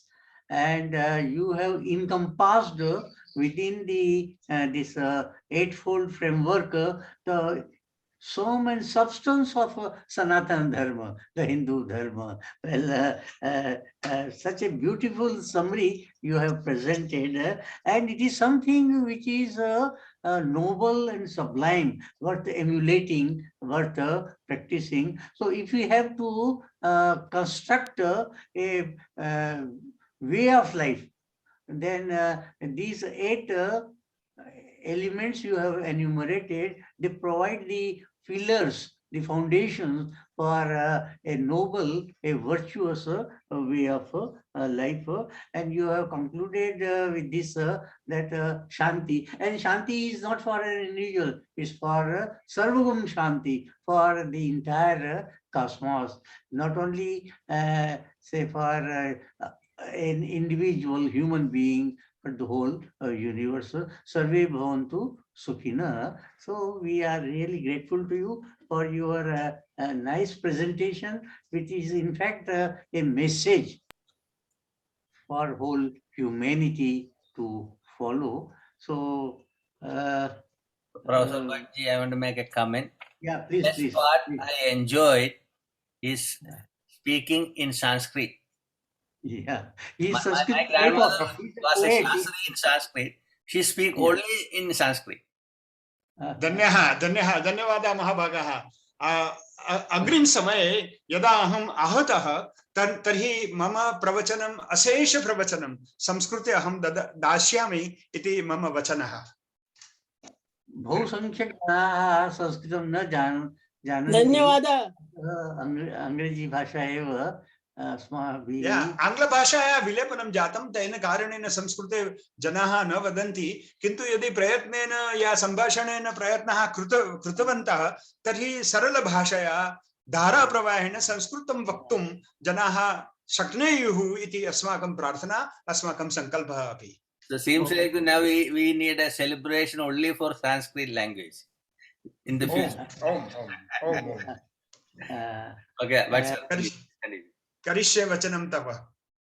Thank you, thank you. Now we have another distinguished speaker. She is Professor Shakuntala Bhura from Guwahati University, that is northeast part of India. Well, it's a very beautiful region, and the people there are also equally beautiful in their heart, in their mind, in their soul. And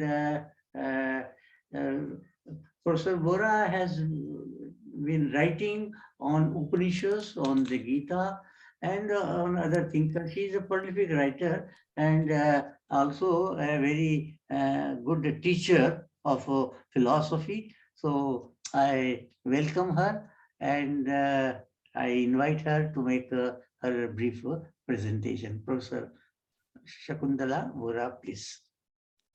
Thank you, sir.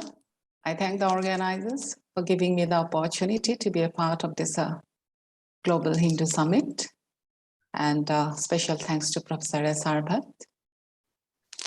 So regarding the sub-theme of today's topic, I will be speaking on Dharma, and that the very term Dharma actually stands for affirmation of life, and that any violence goes against it. And I have picked up Mahabharata's Raja Dharma Anushasana Parva and Vidura Niti for my study, and my presentation is based on Raja Dharma Anushasana Parva and Vidura Niti. Dharma is there because truth is there. Without truth, there is no Dharma. But this truth has been identified in the Mahabharata with Brahma, and Brahma is identified with life. In other words, life is truth. And it is said that Dharma is there because of life, and Dharma stands for that human conduct, which is life protecting. To quote, Dharma was declared for preventing creatures from injuring one another. Therefore, Dharma is that which prevents injury to creatures. That makes Dharma fluid. That is, only those activities are considered as Dharma which is life protecting. So it can change, our behaviors and conducts can change as life demands it. So if our behavior is not life protecting, that behavior in that particular place and time will not turn into Dharma. It is said, there where falsehood prevails is truth, the truth should not be said. There again, truth passes for falsehood, even falsehood should be said. Adharma sometimes becomes Dharma, and Dharma sometimes becomes Adharma. The learned know which is which. Thus we see that there is a consequentialistic criterion for Dharma. In this world, we have to find out whether an activity or a conduct is Dharma by checking out the fruit of the action. It is said, from the worldly point of view, therefore, Dharma and Adharma are to be marked out by the good and evil character of the fruits. Killing, which is typically against the very significance or meaning of Dharma, is sometimes advocated when it is seen that a single individual's life will save the life of a family, or a family's life will save the life of a society. It is said in the Mahabharata, if by killing a single individual, a family may be saved, or if by killing a single family, the whole kingdom may be saved, such an act of slaughter is not sinful. Thus, to know what is actually life protecting and what is not life protecting, knowledge becomes absolutely necessary, as Mahabharata says. And it says that only person who knows truth or life and the person who knows what is life protecting is only considered as Dharma. In other words, knowledge is identified with the Dharma in Mahabharata. That which is the Veda is Dharma. But it is not mere an intellectual understanding or comprehension which is called the Dharma. That knowledge is not called Dharma. So Dharma has to be supported, or Dharma actually basically comes out in human conduct. And therefore, just to sit idle and to say that I haven't committed any life detrimental activity is not to say that I am doing Dharma. Dharma is not passivity. One has to be active. To quote, it's better to do an act which is good and carries but limited merit than to totally abstain from all acts, for perfect inaction is very culpable. Thus we see that Dharma and virtuous conduct are related. They are one and the same thing. There is a story in a Raja Dharma Anushasana Parva of Indra and Prahlada, where Indra goes in the guise of a Brahmana to Prahlada and asks for a boon from him. Prahlada promises, and Indra asks for the boon of Shila, or virtuous conduct. And then we see that when virtuous conduct is given by Prahlada to Indra, then Dharma leaves. And in the lips of Dharma it is said, know me, O king, to be Dharma. I shall go there where their foremost of Brahmana is, for O king of the Daityas, I reside there where virtuous conduct lives. So Dharma is not there where conduct is not there. Virtuous conduct is not there. And virtuous conduct, or any human conduct, is not confined to the physical activities, but it also includes a mental activity. So anything that we think are harmful in our mind is also considered to be a conduct, and it is also adharma. To quote, a person who keeps envy his on the heart by harsh words, cruel, always acts inimical, who is wicked, is performing adharma. So it is said that the wise people do not have anything like that in their heart. The wise man alone is superior, who gives up arrogance, attachment, evil deeds, envy, treachery, etc. And what is virtuous conduct? We see that virtuous conduct are those which support life. To quote again, abstention from desire to injury by act, thought, and word to all creatures, mercy, gift, constitute virtuous conduct. And thus we see that there is a link between knowledge and virtuous conduct. Those who have knowledge know about what protects life, and what protects life is virtuous conduct. And it is reciprocal, that is wisdom. If one has it, then one performs virtuous conduct, and other way around, when virtuous conduct is performed, wisdom is gained. Regarding first, that is wisdom leads to virtuous conduct, it is said, growing wiser, a man always performs virtuous deeds, and the other way around, that virtuous conduct leads to wisdom. It is said that virtuous deed performed again and again makes a person wiser. So conversely, if there is ignorance, then there is sin. The ignorant person commits sin. That's what Mahabharata says. And ignorance also leads to carelessness, which leads to the harm of life. There is a story at the very beginning of Raja Dharma Anusashana Parva, where it is said that Karna by mistake killed a cow of a Brahmana.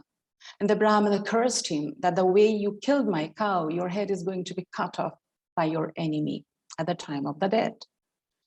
It is said that this carelessness comes from our ignorance.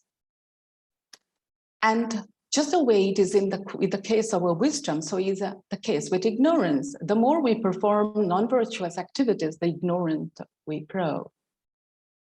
But dharma is not merely life protecting, it is also life enriching and life enhancing in Mahabharata. It is said, dharma was declared for the aggrandizement and growth of all creatures. Therefore, what brings on advancement and growth is dharma. And that's why we find that dharma and artha are linked. Dharma is for life enrichment and artha is life enrichment. That is why there is no dharma without artha in a way. And there is no artha without the dharma. And there is a defeat of dharma and artha. When dharma doesn't perform the activity of life enhancement and life protection, and artha itself is not a life enhancing, then it is not artha. So if we are hoarding wealth, then it is not artha. The significance is lost. And if I am wanting something back in return of a favor of life, then it's not dharma, because dharma is supposed to be life protecting and life enhancing. To quote, the defeat of dharma consists in desire for reward, that of artha in hoarding it. And this is the reason why actually seeking pleasure for its own sake is prohibited in Mahabharata. It's barren. Dharma is life enhancing, life protecting. Artha itself is life enhancement. Kama, desire for its own sake, is barren. It is neither life enhancing, nor it is the life enhancement itself. But it's not that karma is not endorsed. Only those kind of karma or desire or pleasure is endorsed in Mahabharata, which is a result of artha. That is, those pleasures are permitted if they're the result of enhancement of life. Now, why it is not permitted? Why it is abhorred? Why it is said that one is not supposed to look for pleasure's sake? Because Mahabharata believes that when we look for or seek for karma for its own sake, then it leads to ignorance. Then what is the problem with ignorance? It leads to lack of sense control. And when there is lack of sense control, then there is lack of wisdom. It is said, high above and below this and other world is the darkness of ignorance. This envelops our sense and misleads them. Be aware of this and let this darkness of ignorance not lead you. And there are problems of lack of sense control. When we do not have sense control, then we cannot see truth. The ignorant man, unable to control his senses, takes the real for the unreal. And if they are not kept under control, wisdom gets lost. And those who keep the senses under control do not commit adharma, according to Mahabharata. It said, he who has conquered his senses and who has controlled the weakness of the mind is not involved in sin. Then what are we supposed to do? It is said that for sense control, we are not supposed to feed our senses. And the analogy that is given in Mahabharata is that of the fire and the fuel. Fire cannot be extinguished by providing fuel to it. And it is advised that we renounce the objects of desire. And it is also said that objects of desire are not necessary because we do see some people doing with little while we want more. It is said a person can live happily with 1,000, another is satisfied with 100. Thus we see that dharma, as it is projected in Mahabharata, is actually a restrainer of evil acts. It is said, the sages, O king, have declared that dharma restrains and limits all evil acts of man.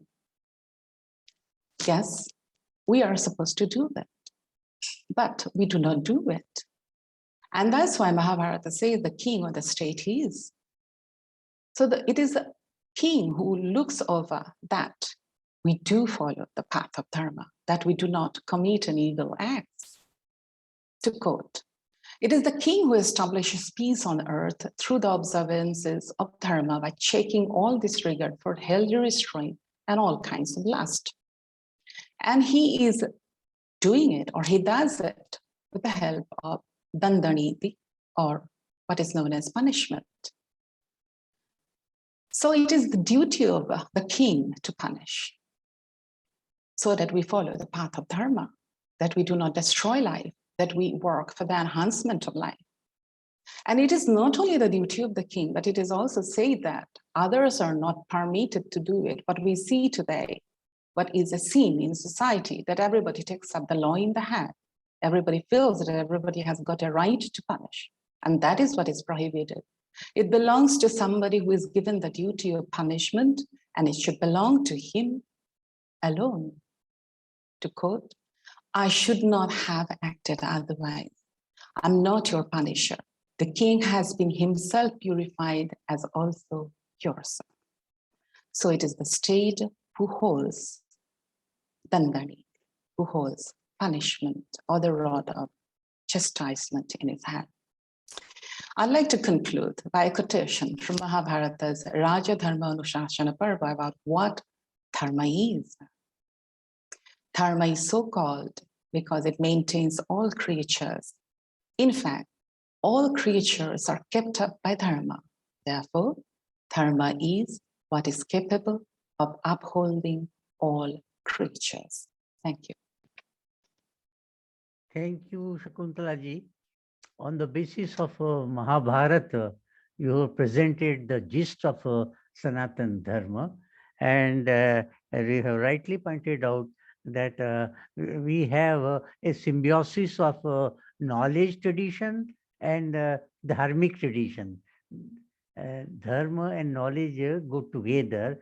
Then only we can be on the right path in our modes of living. And you have also pointed out that when dharma is enlightened by knowledge, then it becomes a life protective, it becomes a life enhancing.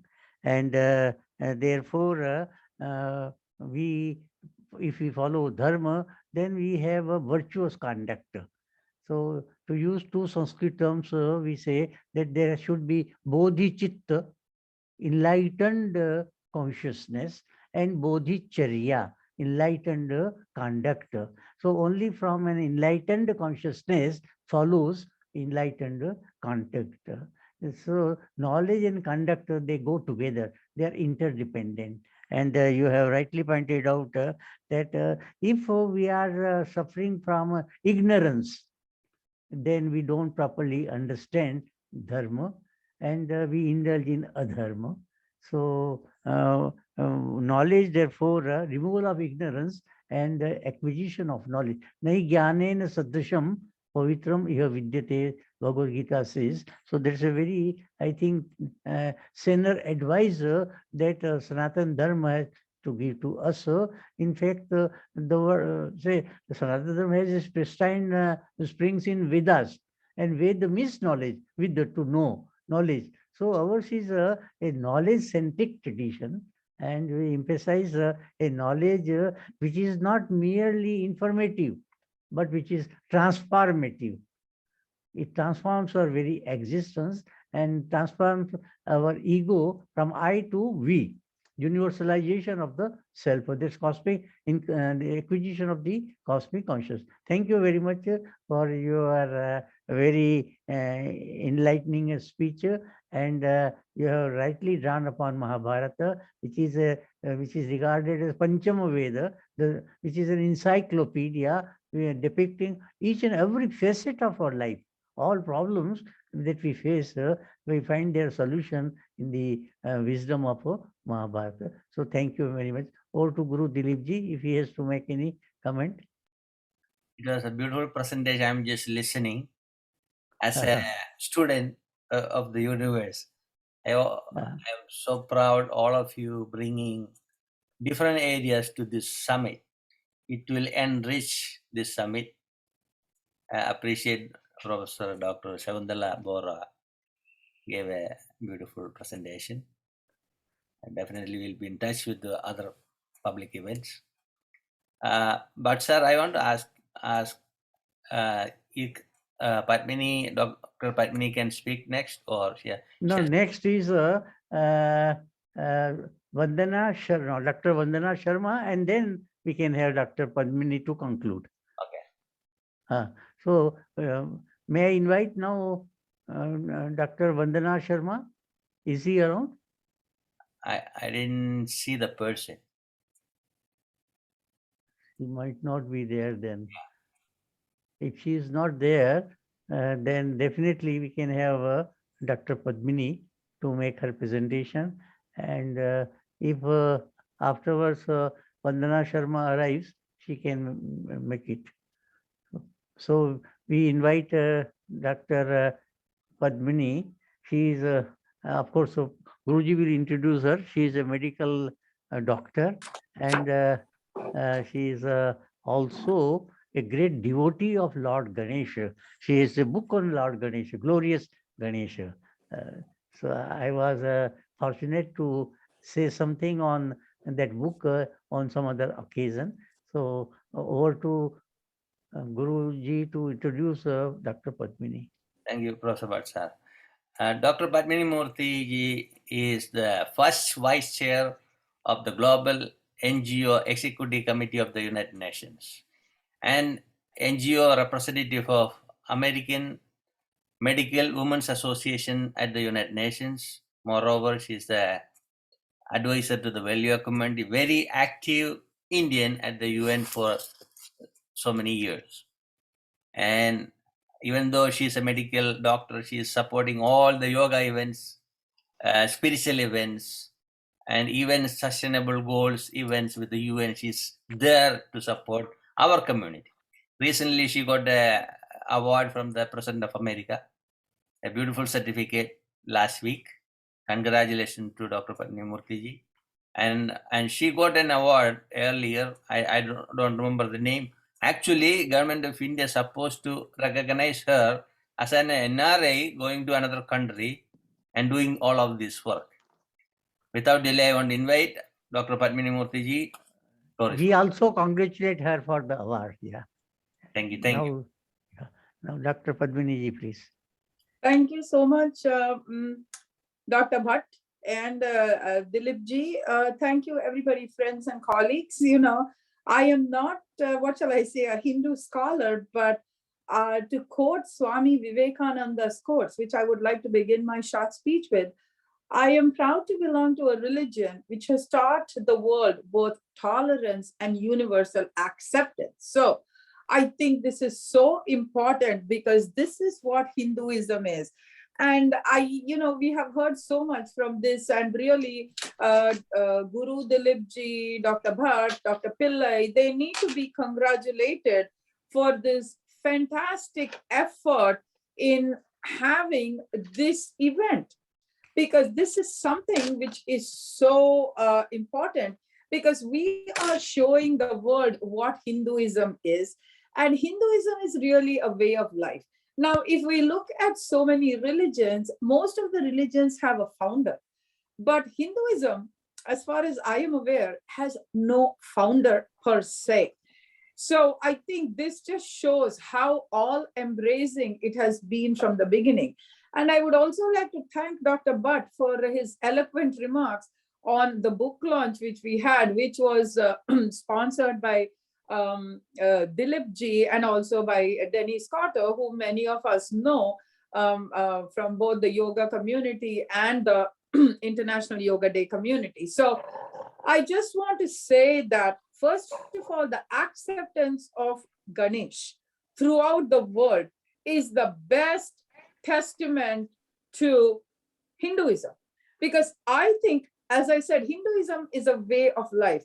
It is not the rituals, it is not the practices, but as our earlier speaker spoke so eloquently, and all the other speakers throughout these days, is how it is telling us how can we lead a life of tolerance and make the most of our life in being productive and by helping others. So this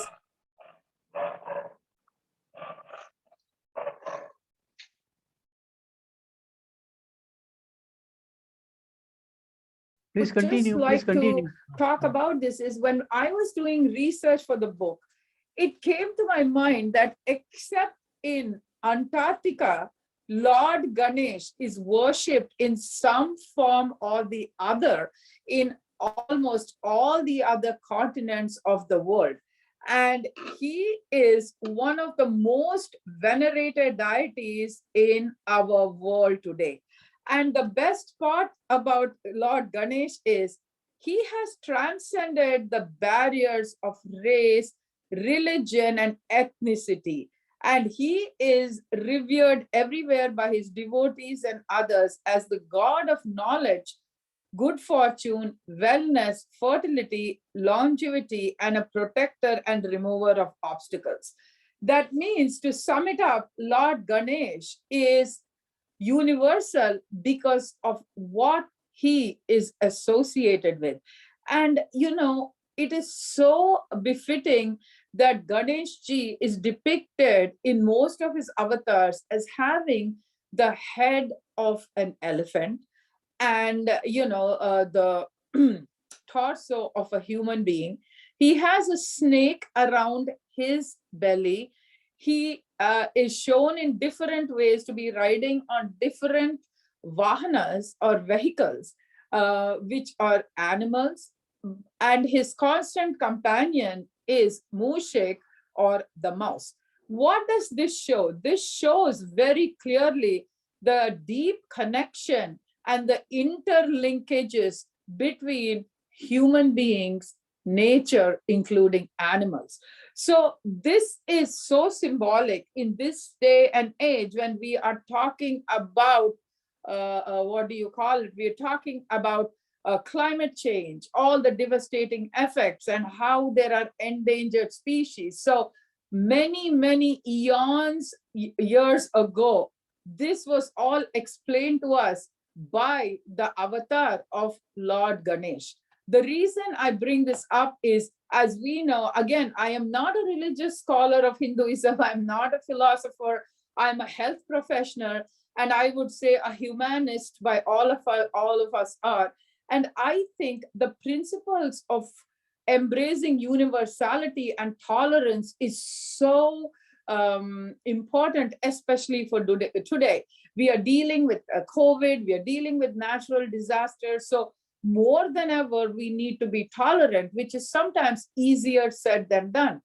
And I think Ganesh Ji, Hinduism really talk about the 17 principles of the Sustainable Development Goals, as does yoga. We are just not talking about the 8 limbs of yoga, the Ashtanga, as was taught by the venerated sage Patanjali. But what I am saying is how everything is interconnected. So if we are looking at, goal 17, which is partnerships, that is what we are promoting by tolerance. That's why, Dileepji, I think this idea was so, what shall I say? It is so practical. It's brilliant. I am a person of action. So to me, this is a perfect example of what we can do in the field. So by discussing this, we are bringing scholars, people from all walks of life, all faiths they follow, to just discuss this, which I think is so important. So as I conclude, I would just like to say that I think this is something which we also pass to our younger generations, our torch bearers, and so many of them, including my own daughter, whom Dileepji has mentored, and Gabriel, and so many others too, young people whom he has really talked about how you can lead your life practically without too much inconvenience. See, that is the thing about Hinduism. You can follow the practice of Hinduism as is. So that's why it is practical. It's a way of life. Hinduism does not mandate you to get up every morning, do X, Y, and Z. The underlying principle, to sum up very briefly, is be true to yourself, be true to others, and believe that you can change the world. And partnerships. And my late father always used to say, if you can do good, do it. Otherwise, don't do anything. It is better to stay quiet than cause harm to somebody, whether it is by words, action, or thought. So I think Hinduism helps us evolve to become better people, following the principles which were spoken so well by the previous speaker and all the other learned speakers, including our own Dr. Bhatt and Dileepji. We are all universal students, as we say, we are lifelong learning. So I think this is really nice. Thank you so much. And I would like to wish everybody a happy, healthy, and peaceful season from all of us, and also from myself personally. And you know what? Let their peace prevail on earth as we celebrate the milestone birthdays. Thank you so much for the time and the opportunity. I'm very grateful. Thank you very much for your noble message that be good to yourself and be good to others also. Well, this is the essence of Sanatan Dharma. And Atmanah Pratikulani Paresham na Samacharet. This is the statement from the Mahabharata. Shakuntala ji is an expert on Mahabharata. And you have rightly pointed out the symbolic significance. Lord Ganesha is the supremest god in Hindu pantheon, and therefore whenever we do anything, we begin with the worship of Lord Ganesha. He is most auspicious as well as a remover of all obstacles. Symbolic significance of different parts of the body of Lord Ganesha, and also the paraphernalia is accompanied with. Everything has a symbolic significance, everything is meaningful, and it is ennobling. So we are really grateful to you for highlighting this thing. Over to Guruji now. I am connecting to Diya Sharma, and she's not in the meeting, Professor. Achha, so we can now we can conclude. We have Janardhanan Menon ji from Shantigiri Ashram. Yeah, I'm glad Dr. Padmini Murthy ji brought certain points, how we take Hinduism in our life to make peace around us, not showing dogmatic style and trying to bossy on other people. because I know she didn't say it that way what I said, but I said things because a lot of times we bring unnecessary things and try to implement a forceful method. Any religion is not supposed to do that.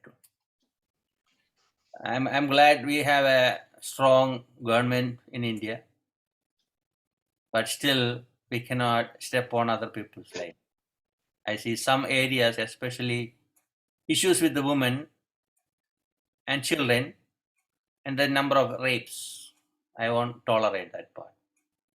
So our leaders supposed to make sure in every state, ladies should be respected, children should be protected. So why we have these summits? We had to bring the truth about the Hinduism to the world. I went travel different countries, spend time with the different religious leaders, read numerous different textbooks. I cannot see any other religious teachings higher than the old system of Indian teachings. I had to respect that one. My father is from the Christian family. My mother is from a Hindu family. I give respect to every single being around me. Whenever I meet, I make sure they are comfortable. They should feel that I'm their brother. That's a Hinduism meant for it. So I know all of you are wonderful people. We'll come together and we make the difference in the world. I appreciate Dr. Padmini Murthy. I know she has a lot of busy schedule with so many meetings. She spent time with us. Especially she's part of this summit as a member in the committee. She every day she call and make sure everything going well. She is our friend, philosopher, and guide. Yeah. So it is Ganesh ji who is our guide, the Professor Bhatt and the Guru Dileepji. And with your kind permission, I just want to add one thing before I hand it back. When you talked about the respect for women, Dileepji, Swami Vivekananda said so many years ago, more than a century ago, that the thermometer of a nation's development is the way they treat the women. So I think this is something which not only pertains to India, but to the whole world, because the way you treat the women and the girl child, it is a marker of the true progress of your society. Whether we live in the United States, on the moon tomorrow, or anywhere, this is what we have to follow. Because I'm not saying it because I'm a woman, a mother, I have a daughter, I'm a sister, I was somebody's daughter, but I just want to say that woman and man are together. That is how nature has designed, because in the spelling of woman is a man. So we all need to work together. And that is the term, Dileepji, as you know, all of us working in the UN, we talk about gender harmony now more than gender equity. So thank you again. Thank you, Dr. Bhatt, and thank you, Dileepji, for just giving me this 15 seconds to make this intervention. Thank you so much. It is very important. Our system came from the motherlyhood. Yeah. And we have the Manu saying, Yatra Naryastu Pujyante Ramante Tatra Devata.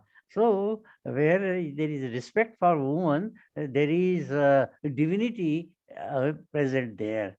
So, so respect for, and everything which is divine, we call it Go Mata, Tulsi Mata. Everything which is divine, we address as Mata, mother.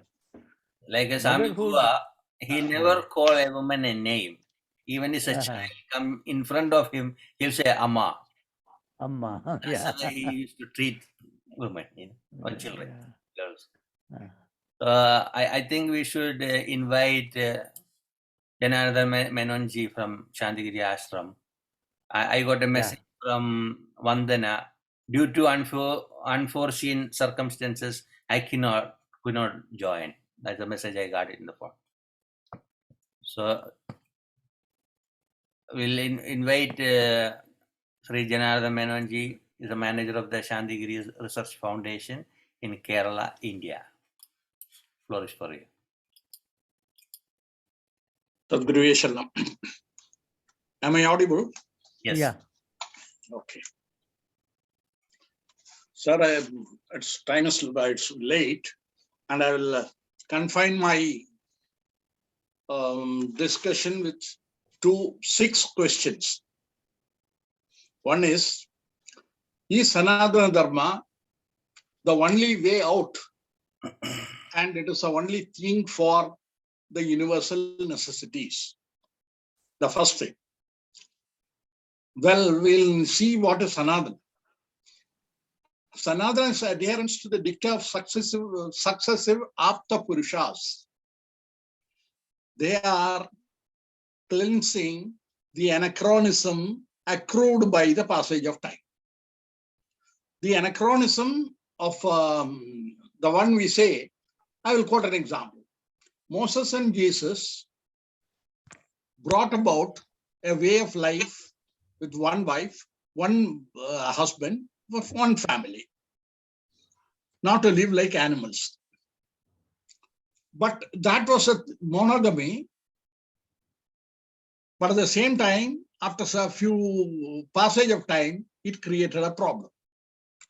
There was all the men died in war, and many children didn't know the name of their father. Women were too many.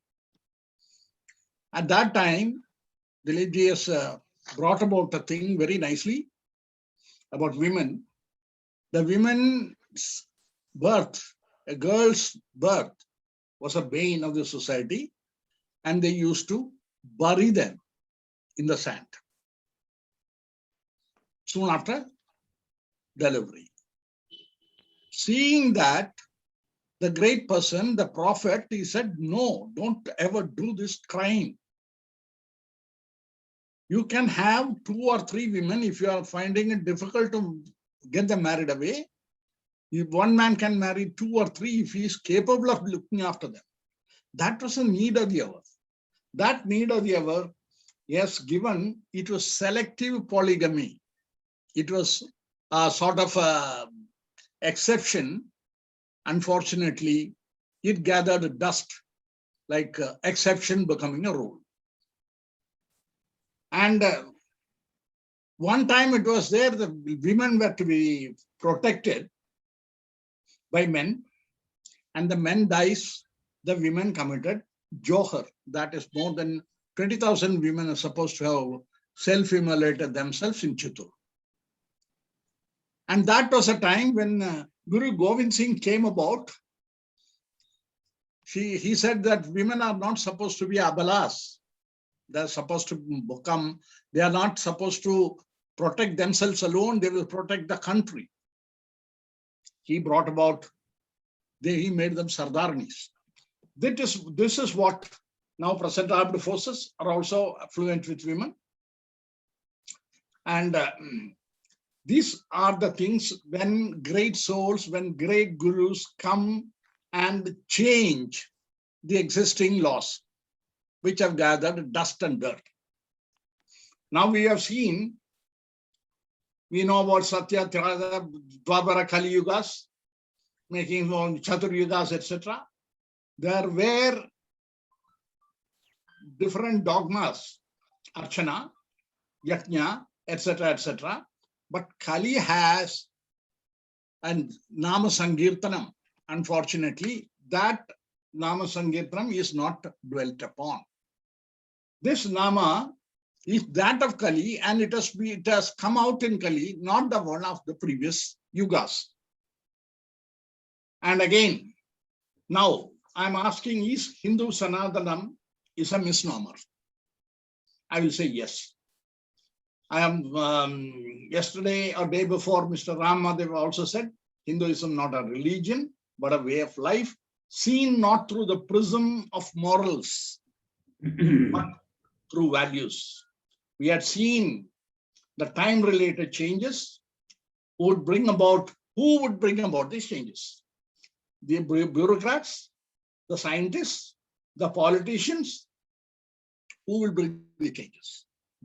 Only the Apta Purushas have to bring out the change, that is Apaurasya doctrines. Now, I will quote again Professor Balram Singh.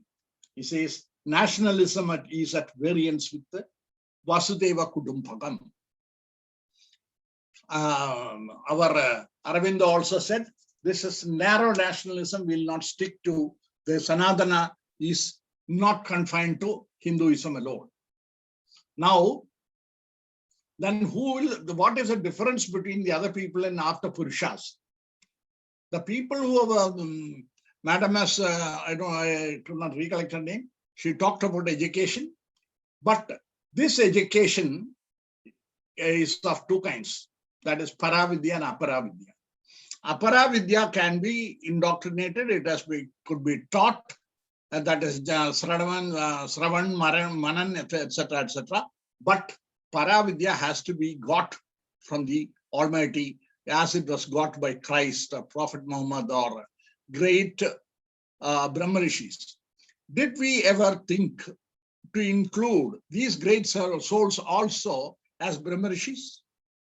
Was it not our duty? Did we fail in that? I leave it to you to consider. Now, the problem was the specialization of labor. The society was divided into Jnana Parampara, Shastriya Parampara, and Loka Parampara. It has gathered dirt and dust. I am not going to details in that. Loka Parampara was made downtrodden. Panir Selvam, etc., Professor Panir Selvam, etc., has talked about Swami Vivekananda. I will bring out a sad episode in his life. The people from India they have told that he was not a Brahmin, and as such he has no right to talk about Hinduism. In Chicago, they had a field day with this, and Vivekananda Swami was forced to tell his friends, his disciples, to conduct a meeting in Calcutta, authorizing him as a representative of Hinduism, and they did it. That was a problem with specialization of labor, and the problem was that the Jnana Parampara, which was supposed to, we told about after Purushas, that same thing I'm talking about as Jnana Parampara.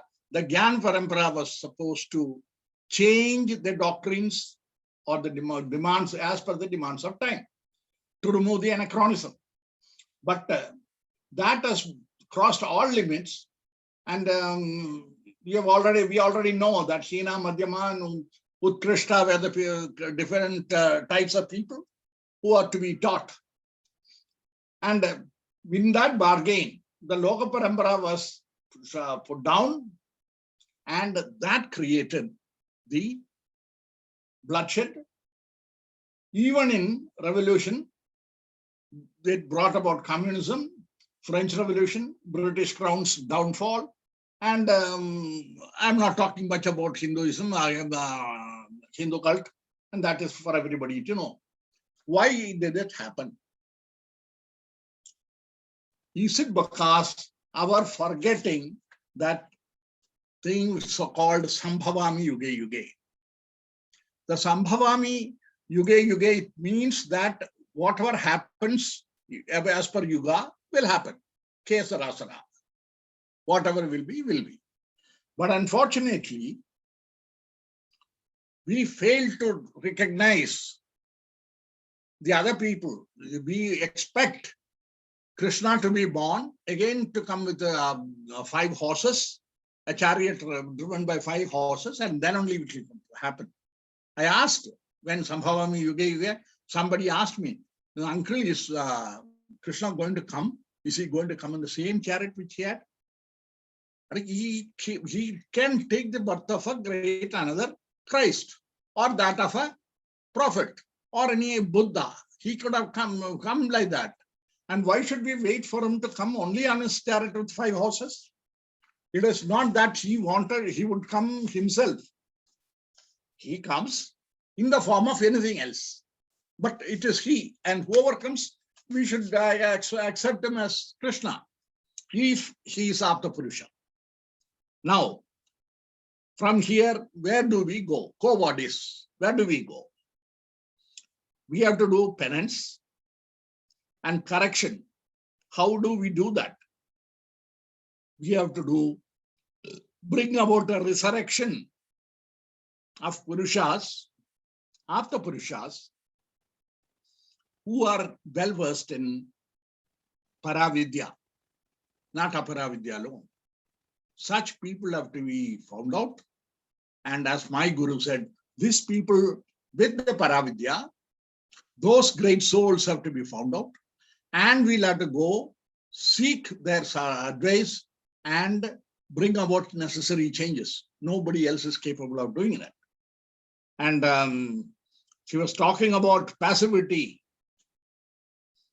and action. Arjuna himself asking Krishna, should I become passive? Because you taught me my non-violence is wrong. I have to go fight. Now what will happen when you go away? Should I become passive? Krishna says, no. Think of me, surrender unto me, do what you feel like doing, and say, Krishna, I am giving it all to you, or this to you. That means every work he has done is attributed to Krishna. Krishna takes the burden and let you go with that. With that, this with the paucity of time is running out, and I would say only so much, and I would conclude with this. Thank you. Thank you, Menonji. That was a beautiful presentation, and he brought a lot of ideas from your Guru, Karanaguru Guru. And I know these type of events will bring more awareness about great masters who lived on this earth, and our duties to bring a group of people coming from different traditions come together and bring the valuable teachings to the world. That is our duties. I like to ask Professor Bhatt, you want to make any comments? Or let us invite the other two, because now we are short of time. Okay. So we have Professor Ragesh Mohan Joshiji, and another person asked, Dr. Jayanti Sahu asked to come. Yeah. So 2 minutes. Each person can take 2 minutes. Okay. 2 minutes only. Yeah. Okay, sir. I'll take only 2 minutes, and I am highly grateful to Professor Bhatt, sir, for this little opportunity and connecting me to this wonderful forum. I will just like to the wonderful sessions have been there. I'll just like to make my observation. Professor Shakuntala was very deep in her about the Mahabharata. Dharma in our Sanatan Dharma is basically in the Ramayana, when the Garuda asked Kakbhushundu ji what is Dharma. So Kakbhushundi ji said him that what we say is parhita sarisa dharam nahi bhai, par pira sam nahi admai. To serve the humanity, to serve the other person is the only dharma. And what Mahabharata says is ahimsa parmo dharma. Now non-violence, basically when we talk of the conflict, non-violence is very much rooted in the Sanatan Dharma, which starts from Mahabharata. Then after that, the Bhagwan Mahavir also talked about the same thing. We have got 32 verses or even more in Mahabharata on ahimsa parmo dharma that talks of. Then Bhagwan, the Mahavir talked of ahimsa, and the another thing is then Gandhiji talked about ahimsa, on which we celebrate the non-violence day. One very important is one of a very esteemed professor talked about the tolerance. Our Sanatan Dharma is probably the only tolerant religion, because every time we call it as a Bhujan mantra, which is taken from Vedas. And if you talk about it, we talk of Om Sehna Bhavatu Sehno Bhunattu Sehaviryam Karvavai Tejasvina Madhita Astu Mavi Dushavai. The whole thing is Om Sehna Bhavatu. We should live together. Sehno Bhunattu. We should eat together.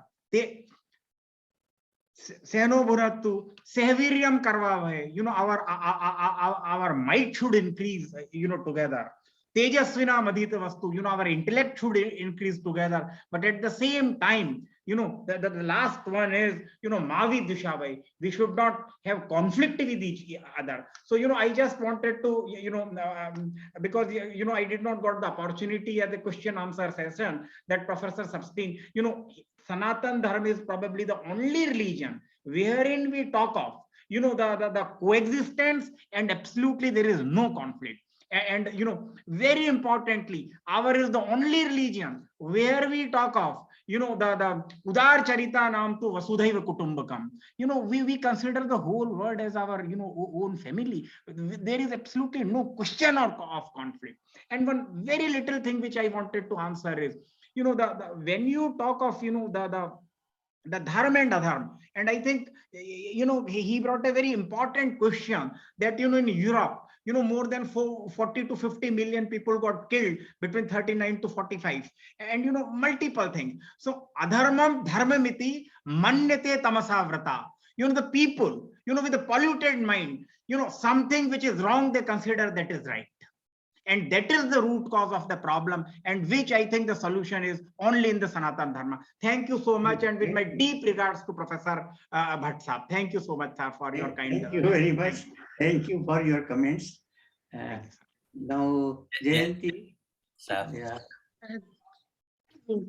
Good evening, sir. My regards to Professor Bhatt, sir, giving me the opportunity to share some of my ideas. My regards to Swamiji. So I'd like to say something regarding the Sanatan Dharma. What I understand, why do we talk about Hindu Sanatan Dharma? That is the first question comes to my mind. And why everyone is looking for Hindu Sanatan Dharma. And because it is not a religion, but a philosophy, and which encourages and cherishes the idea of Vasudhaiva Kutumbakam. So that is the first thing which we learn from our Vedas, and that is what we cherish our philosophical systems also. We celebrate the diversities, which is the one unique thing which you find within Hinduism. It accommodates, understands, accepts, and celebrates diversities. It is a knowledge-centered tradition which allows for debate, discussion, and dialogue. And that is how the system flourishes and Hinduism flourishes because of its uniqueness to acceptance of all religion. And it works for the Bahujan Hitaya and Bahujan Sukhaya. We have a Purusartha model to cherish our diversity. That is how the Dharma, Artha, Kama, and Moksha. Buddhism, few Purusarthas accepted by Buddhism, and Hinduism accept all Purusarthas and giving emphasis on the how to lead a good life and happy life and successful life. We worship matter. That is a unique aspect which makes our Sanatan Dharma scientific as well as religious as well as philosophy. And there is a faith, logic, and rationality. It works together. And that is how Hindu Sanatan Dharma is accepted, and everyone in contemporary world to resolve the problems of the society. Everyone is looking for Hindu Sanatan Dharma because it is a Shastra and knowledge-centered tradition. And many things, whether it is science, whether it is religion, whether it is philosophy, whether it is coming to the welfare of the society and welfare of the individual existence, one component where Hinduism works all the aspects of the life. And thank you, Guruji, to share some of my ideas. We are looking for more such programs. Thank you. Thank you. That's a beautiful. Thank you, sir. Brought Thank you, good sir. points. I'll mention this way. So Swami Shivananda had a dialogue that is love or serve all. He sent so many saints around the globe to promote Indian culture and yoga and other knowledge. They never said, this is my religion only I can survive. So I should be leading. Sanatana Dharma is not a religion. It's a beauty of the understanding, actually, to live, acknowledge the universal values, the purpose of our life, and it's a vast knowledge. So don't limit as a religion. You didn't say that one. So I'll prefer, we are divine being on this earth for a purpose. Chosen being, not only certain religious people are chosen, all are chosen to respect and acknowledge the beauty of our life. We have short life. So we have to celebrate every single moment instead of complaining and fighting. Most of the time around the globe, people are spending time to complain and fight. They don't have time to celebrate our each moment. Even a breath should be celebrated. Yeah. So people have this ideology or dogma. It's not supposed to be implemented through the religion. Religion all created by the human being for sake of the community in certain ways. But when it go beyond the limit, it can be a curse for the community. So we had to re-establish the beauty of the Sanatana Dharma in a good sense. I'm glad we are putting this summit. So many people are coming from different countries and different parts of India and different universities, colleges, ashrams. I have to congratulate our Professor Bhatt and thank him, even though the late night he is sitting with us, and Professor Pillai and all other partners. All the speakers did a wonderful job. Tomorrow will be our last day for this event. I won't say forever. So for this session, and Professor Dr. Nagendraji from Vivekananda University, Vyasa University, he will be one of the main speaker, and the Vice Chancellor from Nalanda University, and some of our members are going to join. We'll have a real celebration tomorrow. So be there on time, maybe 10 minutes early, join, and try to be there for entire program. This is our first time in the history. Because of Swami Bhuva's idea, I was waiting for last 10 years to implement this one. Then I talked with the Dr. Pillai, Professor Pillai, and he said, we'll talk with the Bhatt sir, then move. Then all other people supported. So this is a combined effect. When people come with good ideas and values, everything will flourish itself. So we continue our service to the humanity as a divine chosen being from India for the world, make them be part of our life. Thank you, everyone. See you tomorrow. We thank all the learned speakers for their erudite presentations, and we disperse for tomorrow. In Sanskrit, we say Punaragamanaya. Let's thank you, sir. Thank you. So after the main program, we'll keep little time for everybody to express. Tomorrow we will do that. Yeah. Tomorrow we have only two main speakers, so we shall have sufficient time. We're supposed to have a assemblyman. Yeah. Those who always help Indian community. I just choose people, those who are always supporting our movement and Indian culture and the interfaith movement. I won't say only Indian, that is not good. To bring everyone to the Dileepji, tomorrow we shall also have His Holiness Rajeshwar Guruji from UK. London. He's supposed to be there. He will also be there. So 3 speakers are there tomorrow. Yeah. So that will be a good event and the conclusion part, and we'll plan for next year, first week of December, because second week onwards we have so many celebrations in New York City. So we want to avoid this clash. First week is better, but first time, we did fast track event, so that's good. So it will be our annual feature, and next year.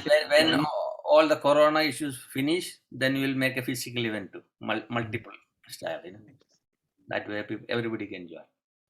So thank you everyone. But sir, do you want to do a prayer? Now you do it, Swamiji, you do it. Om Trayambagam Yajamahe Sugandhim Pushtivardanam Urvarugame Vandana Mrityo Mukshayamamrita. Om Trayambagam Yajamahe Sugandhim Pushtivardanam Urvarugame Vandana Mrityo Mukshayamamrita.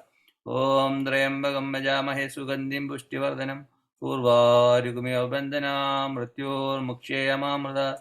Om Sarvesham Sustirvavadu Sarvesham Shantirbhavadu सर्वेषां पूर्णं भवतु सर्वेषां मङ्गलं भवतु सर्वे भवन्तु सुखिनः सर्वे सन्तु निरामय सर्वे भद्राणि पश्यन्तु मा गच्छेत् दुःखभाग् भवेत् असतो मा सत्गमय तमसो मा ज्योतिर्गमय मृत्योर्मा अमृतं गमय ॐ पूर्णमदः पूर्णमिदं पूर्णमुदच्यते पूर्णस्य पूर्णमादाय पूर्णमेवावशिष्यते लोकाः समस्ता सुखिनो भवन्तु लोकाः समस्ता सुखिनो भवन्तु लोकाः समस्ता सुखिनो भवन्तु ॐ शान्ति शान्ति शान्तिः हरि ओम्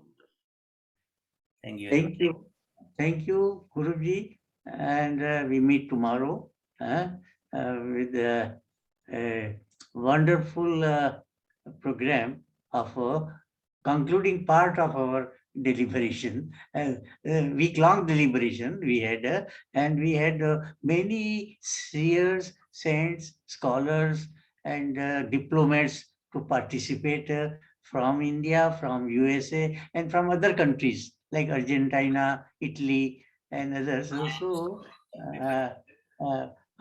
So we are thankful to all of them for revisiting the glorious Sanatan Dharma. Thank you very much. We'll make this world as a universal family. Yeah. Okay. Thank you. We may now disperse. Okay.